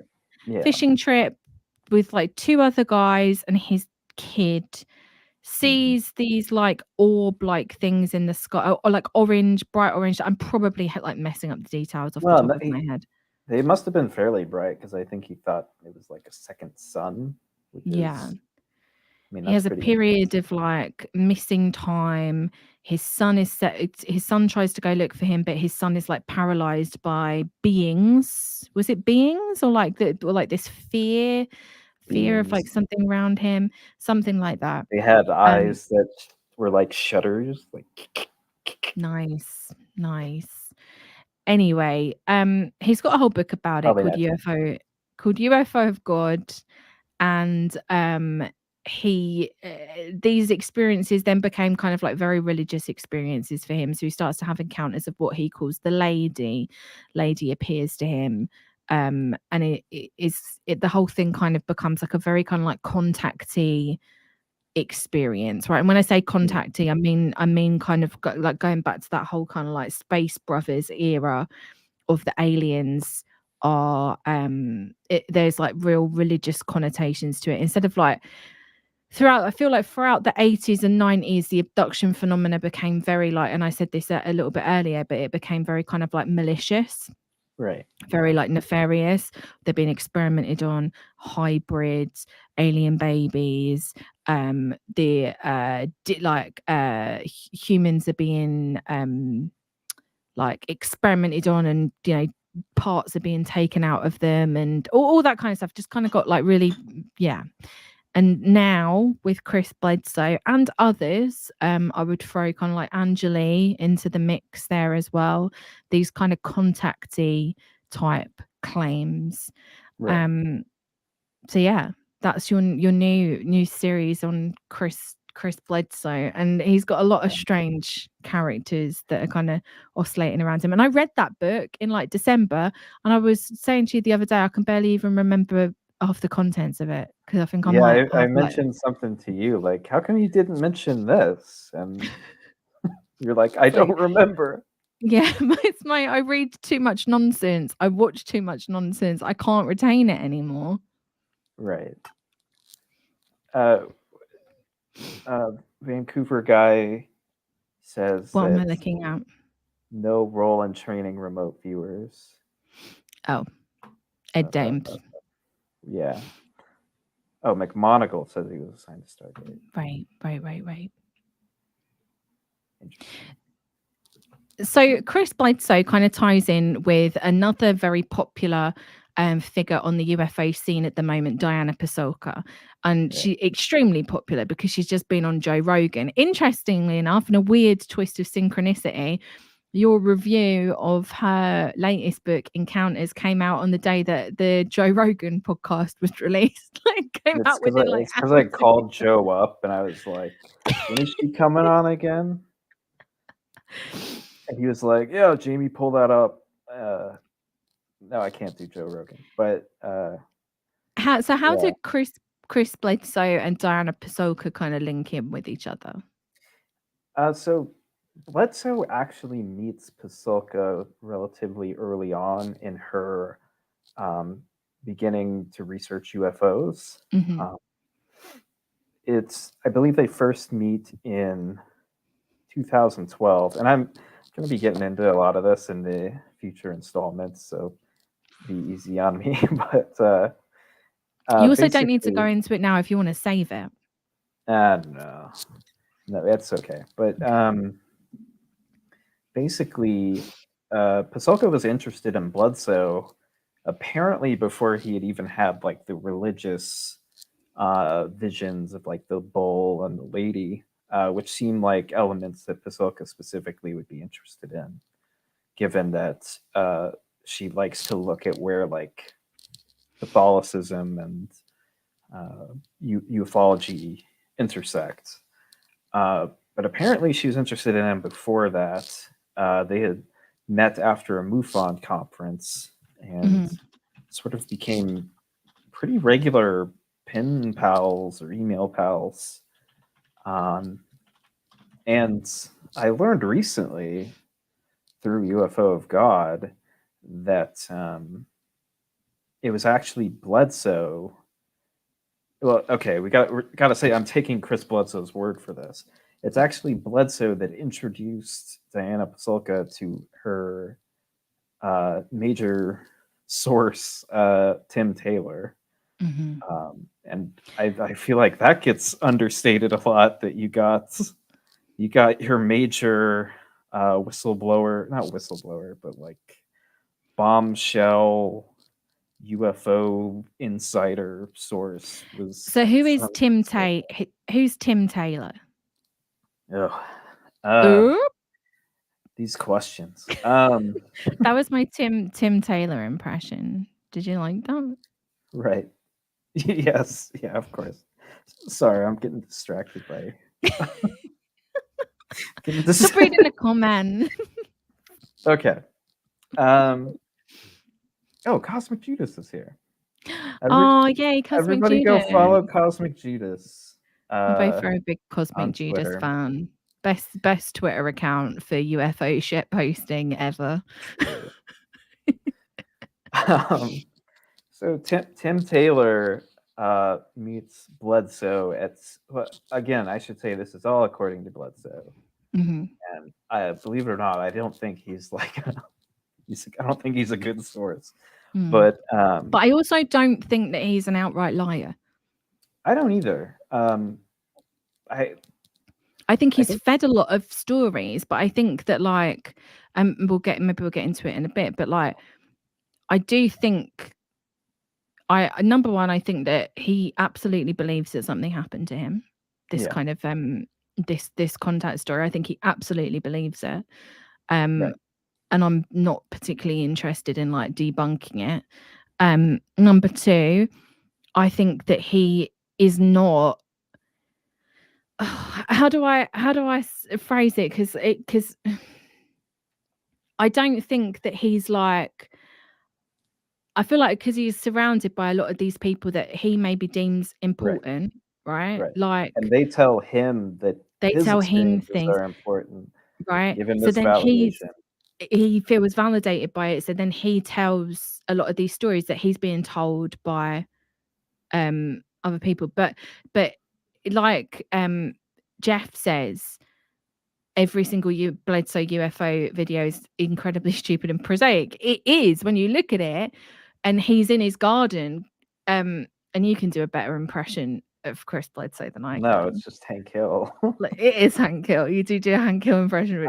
I refuse to do that on air. But it's so funny though when you do it. No, it's okay. But yeah, he's sitting in his lawn chair with the camera focus cranked up as badly as it possibly can be, and it's like, thank you, Lord, for the orbs. That was just a tiny teaser of Tanner's Bledsoe impression, which is genuinely very good. I don't even like have any ill will towards the man, but like, I like crack up every time I see it. Like I think I don't know, like I'm having like flashes of like Stan Romanek Alien Gray videos, except now it's orbs, so it's a little easier to fake, or a little easier to film deceive himself into thinking it. But then there's another element of that. It's like all these people that have gone out to his spot and have seen the orbs and have witnessed him kind of like generate them on command. So just for the record, you know just how many bugs are in North Carolina? Oh yeah, absolutely. But just for the record here, if Chris Bledsoe was to say to you, Tanner Boyle, come to my spot, I will show you the orbs, would you go? No, I don't think you wouldn't go. No, I've heard too many like weird stories of like how him and his family and like people who follow him treat non-believers. I don't think I'd do that, because it's not like I would go there and then be turned, you know. Yeah, I know. I'd go. I'd absolutely go. 100%. Also, much too close to Fort Bragg for my comfort. Yeah, that's a big. Okay, so that's a big. But I feel like we're pivoting off immediately get human trafficked or turned into a drug mule. But it's not really well, a lot of the believers of Bledsoe never really highlight just how close he is to. Not, it isn't just Fort Bragg. There's another place around there as well that's very close. And Fort Bragg specifically has a Well, psychological warfare unit. It's Fort Liberty now because they Right. changed the name because of all the bad press. Right. But But they yeah, have a psychological warfare unit there, and oh, they've had it since. they have so many different like covert operations teams who specifically have their like base of operations in Fort Bragg that it's kind of ludicrous. And I don't know, like obviously I don't think Bledsoe was like a military abduction. But could his initial experience have been some kind of military aircraft? I think absolutely positively yes, it could have been. Yeah. Yeah. So let's pull it back a little bit. Sure. Let's pull it back a little bit to Tim Taylor. Oh, I feel we kind of went off. So who is Tim Taylor? So he's well, it depends on who he's talking to. He's a biomedical technology businessman who used to be with NASA. I'm currently reading his book, so I'm trying to work out the details, and I don't even necessarily think he is like a super credible source. But we could basically say he's some sort of space technology businessman in the biomedical field. Da da da da da. I like he's been sort of blown into this like ultra sleek super spy UFO insider. He doesn't have to go through airport security. He's like he paid for TSA pre-check. Yeah. Like all of this stuff, right? But he's interesting because he connects to Diana Pasulka through Chris Bledsoe, right? Yes. Right. Well, according to Bledsoe, he convinced Pasulka to talk to Tim Taylor. Right. And even in American Cosmic, she speaks about it in similar terms to how Bledsoe does, where it's like she's in an email chain with him, but doesn't talk to him directly until that kind of changes. So there is some like corroboration between those two, which makes me think that Bledsoe might be telling the truth there, that he introduced Pasulka to Tim Taylor. And I think it's curious that that's not mentioned. So Tim Taylor famously, I say famously, it's only really famous if famous you're, us, famous to us, takes Diana Pasulka and Gary Nolan, blindfolds them, drives them into the middle of the desert, takes their blindfolds off, and is like, "Oh, you're right. You remember this, don't you? This is from the X-Files. Oh, it's not Roswell. It's not right, yeah, but it is apparently. Apparently, this is what we heard the other day. Something came out about this where he said this isn't Roswell. Diana Pasulka has been very adamant that this isn't Roswell, but apparently someone else, I think it's Grant Cameron, was the source of this, or someone else connected to Grant Cameron said that it was actually Roswell, but it wasn't the there were apparently two crash sites. There was the crash and then the bounce. Right. And this was the bounce. Fucking hell. You mean the gifting field? Yes. Or whatever. So it's also, they don't class it as a crash site. This is like the bit where the aliens have gone, oh, we're just going to leave stuff here for you as a gift. Donated the 2001 donation obelisk. Site, that's it. Yeah, exactly. Donation site. And Pasulka and Gary Nolan go there and start making monkey sounds and grabbing bones. And no, I'm just kidding. So, Totemist says it's not Roswell, it's Corona. I mean, do we know it's anything at all? It would be my argument. Could it just be some random piece of place? desert. Yeah, Yes, just it could. place out Yes, in it the middle could. of. Doesn't this look familiar? Shows basically just regular old desert. Yeah, yeah, exactly. It's like, yeah. I just and again, it depends on how much you believe, right? Because I don't believe the kind of popularized version of Roswell that kind of came about in the late 70s. Because I think again that comes from disinformation. The popularized story of Roswell comes about from phone calls to Stanton Friedman and Bill Moore's involved. And Right. as soon as Bill Moore's name's on anything, I tend to go, hang on a minute. Well, and his co-author on that book was also, like a 17-year veteran of the intelligence services. Yeah, exactly. Do I necessarily believe it? No. Yeah, well, yeah, exactly. But that's a whole other can of worms.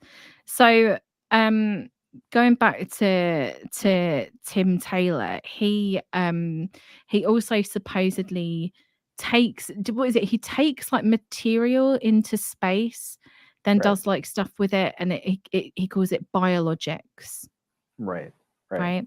Which for those of you who are as nerdy as me and Tanner would immediately call to mind David Grush, non-human biologics. We don't call them aliens, we like to call them biologics, non-human biologics. So it all sounds very similar, and kind of Pasulka kind of alluded to a bit of this when she was on Joe Rogan as well. But there's a lot of like, so you've got this Tim Taylor guy who's connected to NASA, and there was that guy whose video we watched the other day, Vetted. He's got a channel called Vetted, and does like a daily UFO commentary. And he had a video saying, is this Mirage Men 2.0? And me and you were like, no, it's like Mirage Men 5,391 at this point. Yeah. But like it almost Mirage seems like Men 5,000. Yeah, like the Spaceballs bit. Exactly. But it seems like that he's got a very, like, Tim Taylor has a real kind of like air of secrecy around him that seems very deliberately crafted. Like he's kind of creating like a narrative for himself, and has found a very good mouthpiece for a lot of it in Diana Pasulka. Well, not just Pasulka, but also Chris Bledsoe and his family, who he's basically like. Oh, so talk a bit about kind of this weird grooming thing that's going on. He's convinced Bledsoe, not only Bledsoe himself, but most of his family, that he's like he has like some super UFO knowledge, and he showed them a PowerPoint that said like, for the Bledsoe family's eyes only, and it had stuff that Bledsoe can't repeat in the book, and he showed him metamaterial, and it made Bledsoe like almost faint. Supposedly. Wasn't he in the house when the parents weren't there? That he'd come into the house and was in like, and didn't Chris Bledsoe come home or something? And I swear that if that's wrong, then that's on me. But I swear that he came home and the kids were all in the bedroom, and they were getting ready to be shown this like top secret thing. Well, I think it's from a weird section where he basically is there, and two other UFO researchers show up. Can't remember the names. And then he like gestures to, I think, Ryan to go back to his room. Yeah. And then slowly the rest of the Bledsoes follow him in, and the UFO researchers leave. Yeah. Yeah. And it was like, I don't know, like that's the weirdest thing I've ever heard in my entire life. Um, Mhm. but yeah, it's super concerning because the kids are pretty young, especially Ryan and Emily, by the time Taylor first shows up, and he's like telling them that their dad's super special, all Yeah. of this UFO esoteric insider knowledge, and obviously, like I think both of them have pretty much bought into it, like full sail. Ryan goes on the podcast a lot and talks about just how like insanely important Tim Taylor is. Yeah. Uh, Yeah. just like, yeah, crazy stuff. And this comment from Connor, and you've mentioned this Yeah. before, that Diana says that Tim Taylor was talking to her about, I think, like getting her children involved in like space program, the Well, secret he space was like he program. was like warning her that her children were about to be like subliminally recruited into the secret space program. Mhm. So that's interesting as well. One thing that we did discover actually was that there's like two different. So if you look at the photographs in UFO of God, right? Oh, Because right. Diana I'm Pasulka, using that to hold up the laptop. So hang on a second. Diana Pasulka kind of took a little bit of umbrage, I guess is the right word, with some of the claims that Chris had put in the book. You know, like I don't think she was very happy. I can kind of see why, because he writes about how she wanted to buy up his story, the lifetime rights for his story, so that she could turn it into a movie. Because at the time she was doing a bunch of movie deals, Right. she was working with the producers of The Conjuring, which is interesting as well, considering that she's just announced that she's got an option on both American Cosmic and Encounters, and she's got her own like production.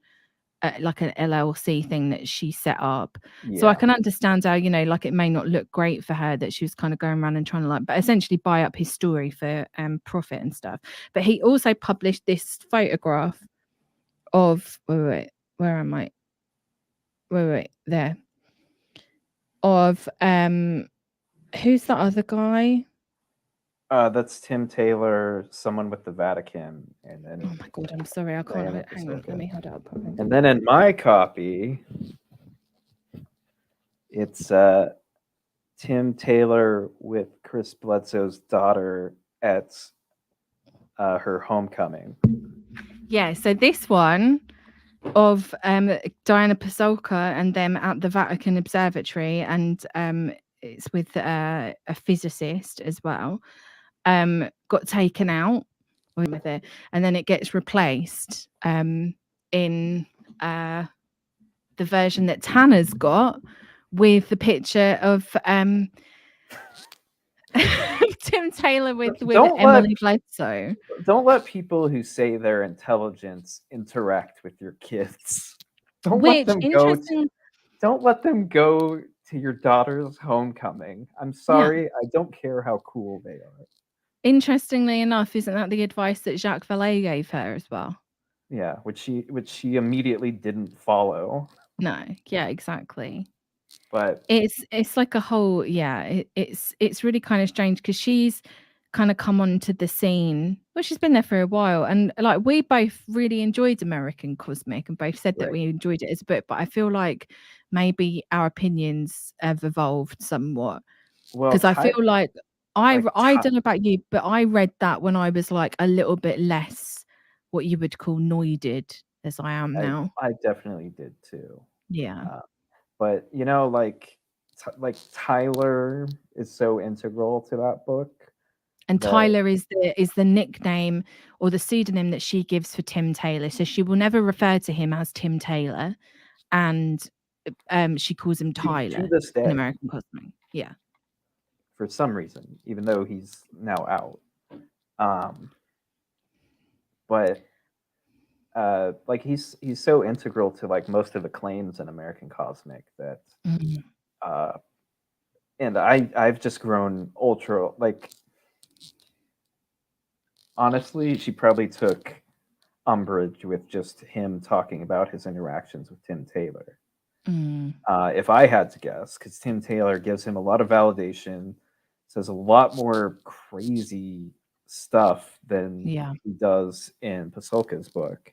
In It's Pasulka's like the books, it's very like, oh, businessman with odd spiritual beliefs, but with Bledsoe, it's like, oh, he's an insider and he has alien technology and it's gonna change and the world, and also my dad is channeling important geometrical shapes that he's using on the spaceship. No, no, yeah, and he's having and Bledsoe is dreaming of like, what is it, Bigfoot on Mars? And then he's telling Tim Right. Taylor that he dreamt about that, and Tim Taylor's like, Chris, you are the most intelligent man I've ever met. You're so smart and wonderful. I mean, it's just bonkers. Yeah. It's absolutely bonkers, but it makes you wonder the motivation about it. Right. And that's where it kind of links in with another really good book, but I would recommend a podcast series over the book itself. So the book itself is The Stargate Conspiracy. Oh, right. And the podcast Return of the Repressed has like a whole, how many parts they ended up doing on that? Maybe I think like they've 10 got parts. 8, and I think Yeah, there's more something like that. coming. Something like that. They did like a whole deep dive basically on the Stargate conspiracy, which is the connection between like ancient Egypt, a lot of like theosophical ideas, and military intelligence, the UFO world, all that kind of stuff. But there's one thing in there that really struck me as really relating to Chris Bledsoe, not just because a lot of these characters that are mentioned in the Stargate conspiracy are also kind of like oscillating around Chris Bledsoe, but Chris Bledsoe says something very specific. He says that the lady told him when the Red Star Regulus aligns in the gaze of the Sphinx, it's going to signal like the age of Aquarius, essentially. That's like a claim that is like very much present in a lot of the work of like people like, I think it's Robert Bauval, Graham Hancock. That again leads into like Edgar Cayce stuff. I mean, Christ almighty, the similarities between Chris Bledsoe and Edgar Cayce are like off the chain. Right. Oh, and then you go into like, and I know I've got like one video on Edgar Cayce, but it's really not in depth enough, and it doesn't go enough into it. But I talk in that a little bit about some of the connections that he had with intelligence and government people. But it's like all of these little strange things that keep repeating themselves, right? It's like these years and years of like of history and these stories kind of being encouraged by these people who are like, you know, they're very much like, I've lost my train of thought. It's like the same characters, but they are in positions of power. These aren't just, you know, like you know, regular people like me and you. Like these are people that are like involved in some kind of like top institutions, military intelligence, etc. Right. Yeah. Sorry. I think that's key to what's coming up in the Bledsoe thing, because at a certain point, well, I say at a certain point, but basically as soon as he talks about the lady, he's got intelligence people on him left and right. Like he lets one out the back door, another one comes in the front door, kind of thing. Exactly. From basically the halfway point of the book to the end, and it's like, it's a revolving door, isn't it? It really is. It's quite. It's really odd and concerning, because like Bledsoe loves it because these people are giving him the validation he seeks, and I don't necessarily find him to be like, I don't think he's trying to fleece anybody. I think he's maybe a bit deluded, but this is the thing, because I know that I said earlier call that I him don't. Nefarious. Well, I think he's nefarious, probably without, even if he's not meaning to be. Yeah. Well, yeah. because there's the very kind of tenuous link between him and the Christopher Gray guy who was like a guy that was very much into UFOs and murdered his dad and claimed that he was in contact with the lady or had being taught by the lady, which is like a direct reference to Chris Bledsoe. But the guy also did email like pretty much everyone else involved in modern ufology. So it's like at what point? There was some evidence that he actually like sent Bledsoe his picture and hair sample. Yeah. Yes. Which is another weird facet of the Bledsoe thing is Bledsoe can healer. He's a healer, right? After his and he discovered that his dog got a nick on the neck or something, was bleeding Noticeably, out. Tim Taylor was there when that happened. There you go. As Tim Taylor stabbed the dog, maybe allegedly. No, this is parody. You're getting me kicked off before we've even started.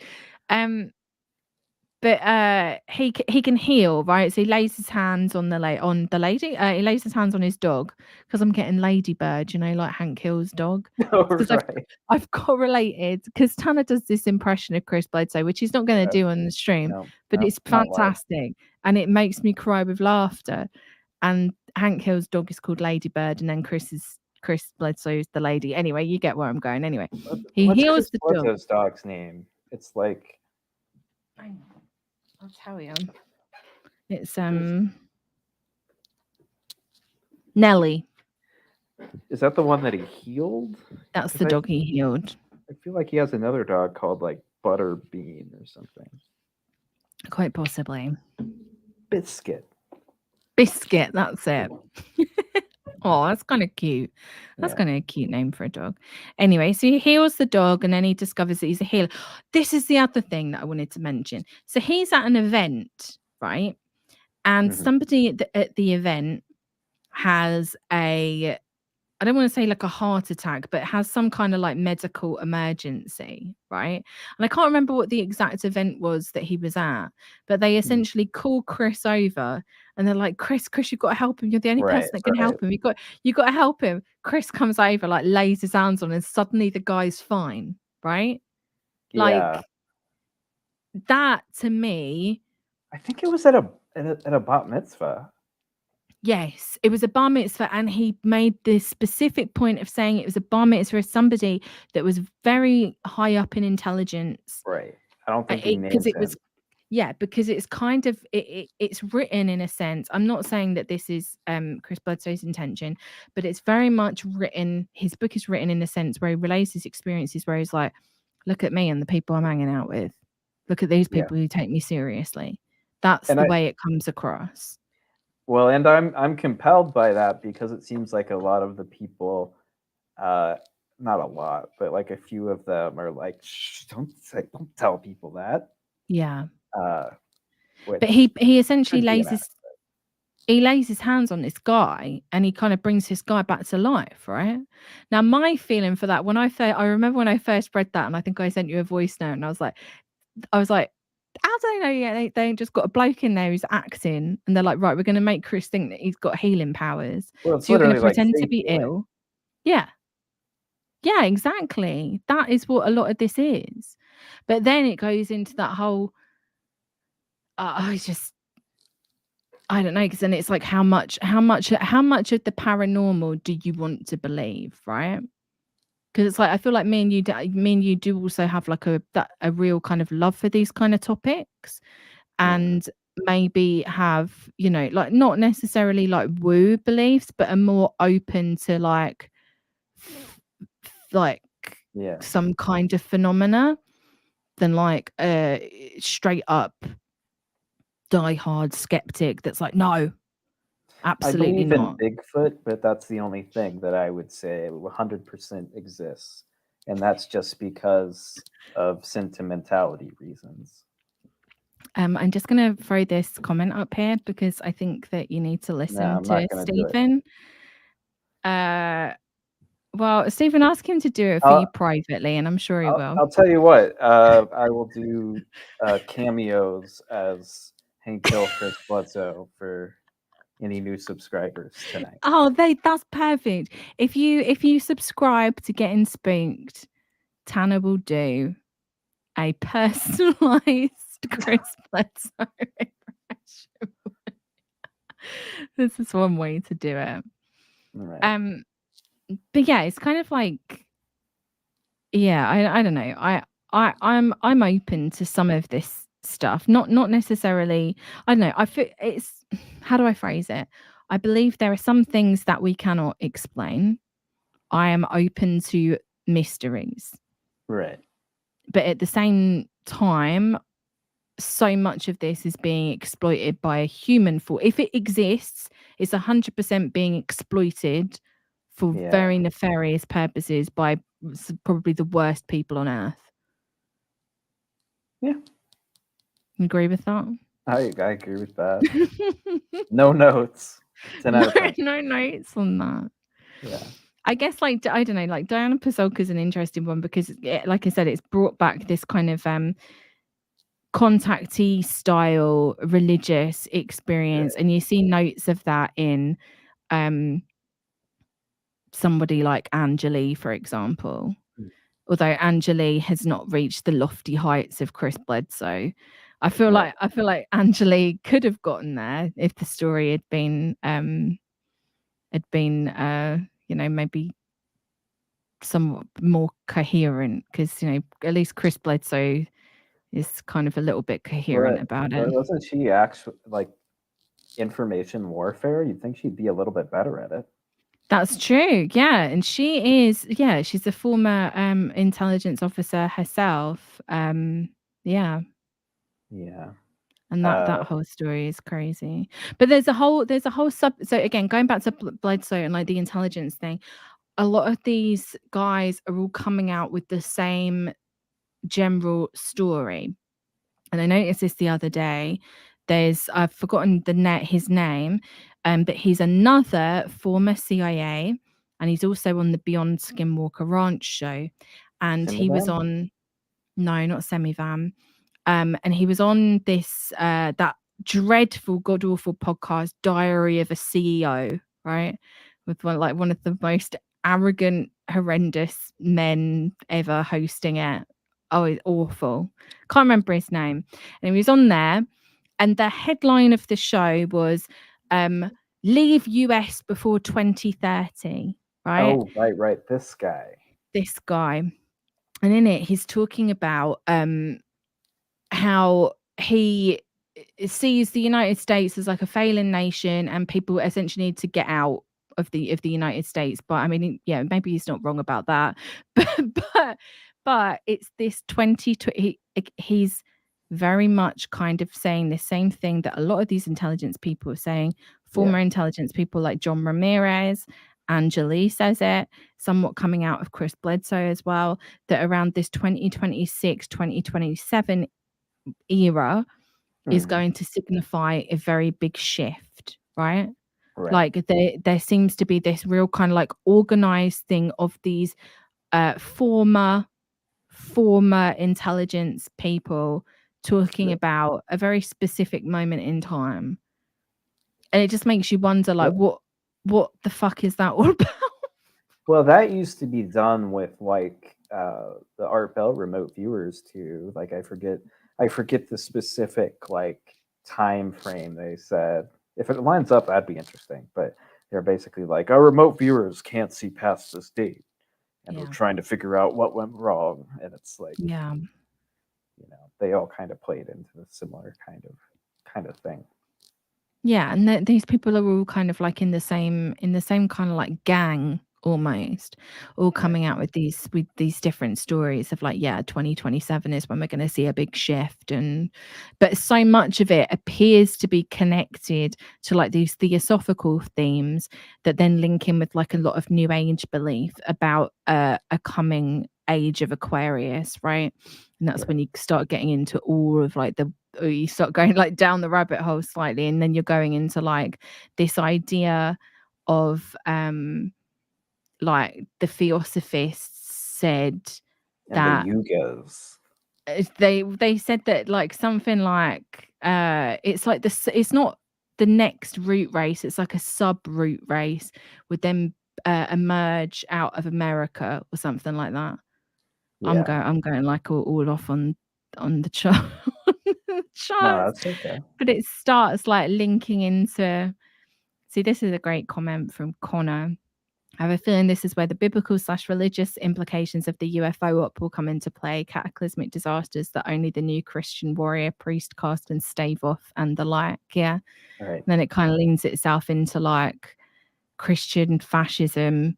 And then you get into okay, I'm going a little bit like what Tanner would call like sicko mode. So I'm kind of going off piece a little bit, but then you get into like some of the characters that have kind of emerged recently that are connected to like Peter Thiel, for example. Right. Like your kind of Jesse Michaels, very much involved in like pushing a lot of these like UFO stories. Well, and you just like it's like become a right wing thing for some reason. And Well, I think it's always been. It always has been, but now it's just like, oh, let's have Chris Bledsoe on Fox News kind of thing. Yeah. Whereas, like, sure, it was always right wing, but it didn't used to get the press that it's getting now. No, I don't think a so. Normalization of a certain segment of the population should believe in it, and others should not. Yeah. Or others don't, rather.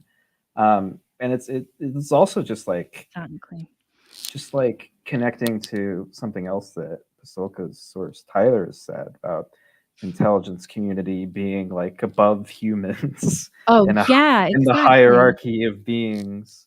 And it's like, yeah, it's also just like if it's like something big and organized, then it's specifically and this may just be a symptom of it.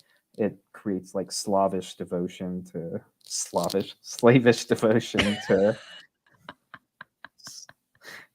I wasn't going to pull you up. This is why I call it sicko mode, because eventually my brain just stops working. I could see the text in my eyes, but it wasn't working.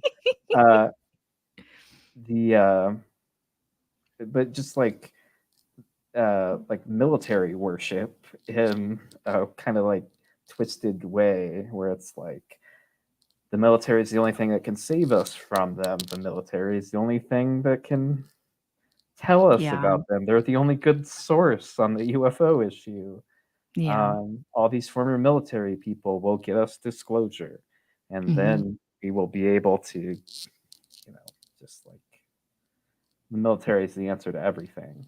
Yeah, it's quite disturbing, and I guess like I don't know, maybe it's like easier to see those connections now, but I feel like that's always been there. That element, that real kind of like fascist undertone has always been a thing in ufology. And I feel like that doesn't get it gets talked about more now, but I still don't feel like it's widely enough acknowledged. Some of the big names in ufology were like outright fascists. Like George Hunt Williamson, for example, like proper. You're talking like hardcore. It's and then all the intersections of like the new age and stuff. I feel like that's the thing that really kind of brought me into like ufology more so in the past couple of years, is like how much it overlaps with like new age movements, and how it's almost like as like the UFO like I don't know, can't think of any other better way to put it, but like the UFO story develops over time. The op, whatever you want to call it, but like all of those contactees directly came out of like theosophical movements, theosophical ideas, and like Jeff points out in the chat, people like William Dudley Pelley, for example, like he's a contactee. Probably one of the first. And you could even put people like Guy Ballard. You could even say, people like Blavatsky were kind of in that realm as well. I'm rambling now. going off on a million tangents, and we've been going for like 2 hours and 15 We're just minutes. talking also. Well, we're just riffing. It's Is there called a anything else you want to? conversation. Is there anything else that you feel like we haven't covered? Because I could go for hours, but I don't know about you. I feel like we covered a lot. I Yeah. can't think of anything specifically that we didn't. Well, there was cover. that new AARO report that came out yesterday, which everybody is saying is like the death of ufology. Right. We're just like, no, it's really not. Yeah. If you think that a government report is going to put to bed the entire field of ufology, it's a bit bizarre. Yeah. And you had quite an interesting take on that AARO report. I did. Yeah. I just like, well, you did too. You're trying to assign it solely to me. No, but I'm just trying, because I feel like I've rambled a bit, so I want to pass the baton. Yeah. To you. Well, I just notice in a lot of the explanations of like how the stories persisted within like the military circles, it was always like, oh, this was a misunderstanding. Oh, they misunderstood what this person said. Yeah. Misunderstanding scenarios is the pretty consistent explanation. And I just think, well, was it? Like, what, or was it something that this person was actually told? Yeah. Not that they were told something that was true, but that they were told something that was fake, either for testing or, testing gullibility, testing spread of information. It could have been for any reason. I think people underestimate just how useful UFO networks are in terms of like information spread. And it's kind of been that way since, basically since NICAP probably, which was itself like an intelligence agency arm. Yeah. Like ufology has like a pretty excellent example of like how information gets from one place to another, how it can change from one source to the next. Just like it's like a perfect place for someone to like drop something off and let it blossom kind of thing. Yeah. And I just went through that AARO report and kind of thought like, well, was it a misunderstanding? Are they? Oh, sorry, what's the comment? Oh, I'm just putting. You don't have to stop your Sorry, talking. I get distracted by the comments. I'm like a cat or something watching comment television. Magpie. Carry on. No, but I agree with that. This comment. It certainly didn't. It mostly seemed to think it came from outside sources when I don't necessarily like, like Lou may not have been with ATIP, but he was certainly in an intelligence agency at some point, I'm guessing. Yeah. Like you can separate like government and former government all you want, but at a certain point, they're using your credibility there, buddy. And some of them are still active in the government. So it seems weird to, I don't know. Like we always say this, the call's coming from inside the house. MJ12 started with you. Like, come on. Exactly. This lie you told to hide secret military aircraft came from you. It was not a misunderstanding kind of thing. Yeah. And then to say like, yeah, exactly. And like, I guess, but one thing to say about it is it does say in there, like, how is it they worded it? Like a lot of the reported phenomena comes from formerly secret projects that were then kind of covered up. And they talk about, distrust in government institutions. It's like, why would people? I wonder why people would distrust a government institution. When you consistently lie, are you then surprised? it's the again, and it's this disdain, I think, that a lot of skeptics have for the disclosure crowd, especially yesterday, that kind of like rubbed me the wrong way a little bit, because I'm like, Yeah. even if It's not the be all end all. Like, mm, you know, like it's like you were arguing from authority, but now I'm arguing from a higher authority. yeah, And it's exactly. like it's not addressing like certain questions that Yeah, arise within yeah. that When you called it, framework. what did you call it? Skeptic bait. Yeah, skeptic.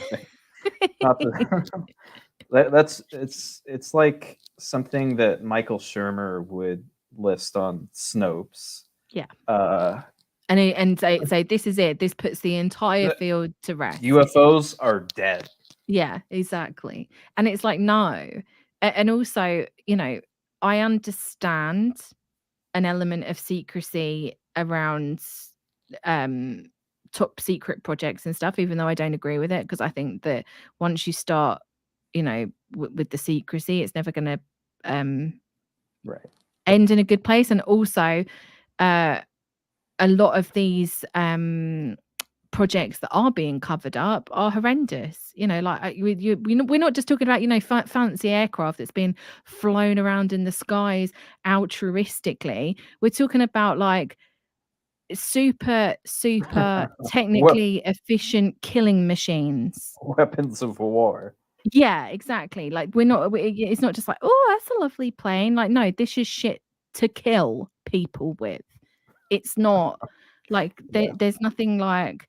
So I think the thing that kind of where I then yesterday kind of like aligned a little bit more with like the kind of believers who were, you know, screaming on the rooftops that they want disclosure, is like a lot of elements of this report was basically AARO going up to Lockheed Martin and being like, you got any aliens over there? And then being like, nah. And then AARO going, all right then, right, that like, Lockheed Martin says no. yeah, exactly. And it's like, Halliburton says no, you know. and it's like, the thing about the skepticism, right, is like, why does the skepticism, we can be skeptic with a Bledsoe, we can be skeptic with any sort of experiencer. Why is that skepticism? I'm talking about, you know, like the kind of Michael Shermer school of skepticism.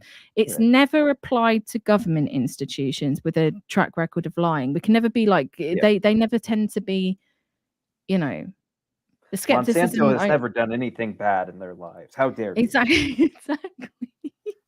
It's just like, yeah, it's. I just Yeah. Maybe yeah, it's just a case of us always cheering for the underdog. Like it used to be that maybe. skeptics are the underdog, and Yeah. now the disclosure people are like down, so we gotta be Yeah, like, so I'm oh, like, it's okay, oh, buddy, get back up. because like ultimately, I guess like me and you are like more.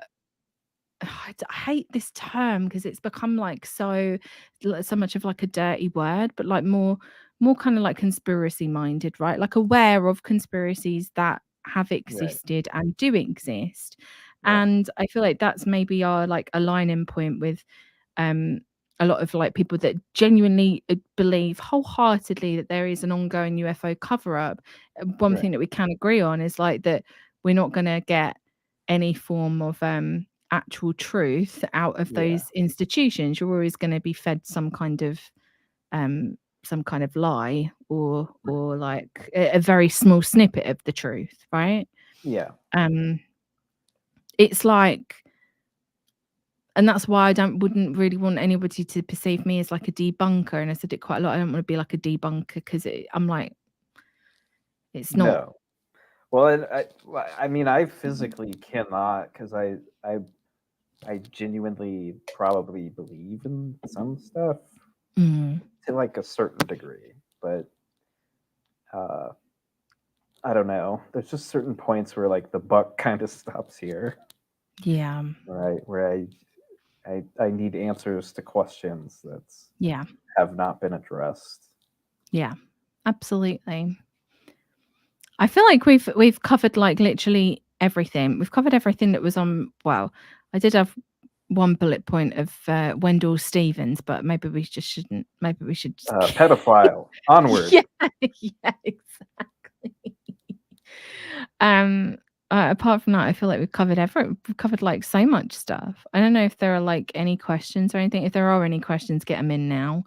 And yeah, I feel like we've been kind of like on a whirlwind, and that's also gone really quickly. Like we've been doing this for 2.5 hours. Right. That's gone like crazy quick. Yeah. Well, I mean, I guess this isn't like a rare occurrence also. No, that's true. Yeah. That is true. So I guess before we end it, is there anything that you want to plug? You know, apart from like Getting Spooked. Obviously we have your book as well. Tana's book, The Fortean Influence on Science Fiction. You can get that in the link in the bio. Anything else you want to plug? You know, like shout out things that you've enjoyed recently, books you've read. Books I've read. UFO of God, I recommend it highly. Tim Taylor's Launch Teaser, 10 out of 10. No, but I just want to second the Stargate conspiracy episodes with Reed and Colin. They're both really good guys, and they cover it super well. And yeah, just check out Getting Spooked. Check out Getting Spooked. Follow Tanner on Twitter, and when you follow him, when you go and subscribe to him on Getting Spooked, DM him with a screenshot, and he'll DM you back with a voice note of him doing Chris Bledsoe's Hank Hill. Yeah, you said you were going to do it. I did. All right, you've got one question though. Stephen has a question. Yeah. Oh, the time traveler. So there's this guy named. I'm gonna do this super fast because I have to go to the bathroom. But great. Stephen Gibbs is this guy who lives in, I think, Linden, Kansas, and he invented a machine called the hyperdimensional resonator, I think it's called. And basically, he can switch realities with it, basically a form of time travel. It's confusing. Right. He has a good Art Bell show, and I've read a book by one of his acolytes. It's actually very, very good in terms of like it's a trip. not that any of it's believable, but yeah. Interesting story. I have an article about it. Go on Getting Spooked. There you go. One more question. What does Tan think could be real that he's interested in? Bigfoot is real. I know it in my heart. At some point, I want to get Bradley on here, who is under, is it B Pleasies on Twitter? Yeah. And I want to get him on here to talk about Bigfoot. He's like a. Oh yeah, you will have 20 converts by the end of that stream. Because I could never do the pro Bigfoot argument justice like Bradley can. Mm-hmm. But yeah, it'll be anything great. Else other than Bigfoot? Probably some like form of like spiritual side of things. Mm-hmm. I think there's things that humans can't understand. Mm-hmm. And I think sometimes we can be a bit what's the term? A bit prideful in thinking that we can. Mm-hmm. But yeah, I'll just leave it at that. I'll leave it vague. I think that's a lovely way to end it. Yeah. Thank you so much. It's okay to believe in things. Just I think it is. Just don't turn the critical thinking off would be my advice. Yeah, exactly. Well, I think it's been great. I feel like I've also become less nervous as this conversation is carried on, and I feel like we had a great time and we covered a lot of wonderful, interesting, weird, and also disturbing topics. So yeah, and thank you to everyone that's watching. I can't believe there's like so many people that have been watching this stream, and also engaging and lovely comments. And if you have not already, please go and subscribe to Tana's Substack. I'm not just saying it, it is the best resource, one of the best resources on UFO research. Thank you for the qualifier. That was almost too much pressure. I didn't want to offend anyone else. But it's fantastic, and I really can't wait to see where you go with the Bledsoe stuff. Well, I already kind of know where it's going, but I'm excited to read it. Thanks for letting me be your first guest. Thanks for agreeing. I didn't even really have to bully you that hard. No. It's just kind of like, all right. Yeah, you're like, all right, fine. I'll be the first guest. Cosmic Judas says Bledsoe HBO movie. Is it actually going to be HBO? Christ almighty. Oh, Lord. And Jeff says the Substack is good. One of the few he bothers to read. So that is, I appreciate that. Yeah, it's great. So yeah. So thanks everyone for watching. And thank you to Tana. Yeah, the comments have been lovely. And I think that's it. So I'm going to end it. All right. Thanks. All right. Thanks, bye.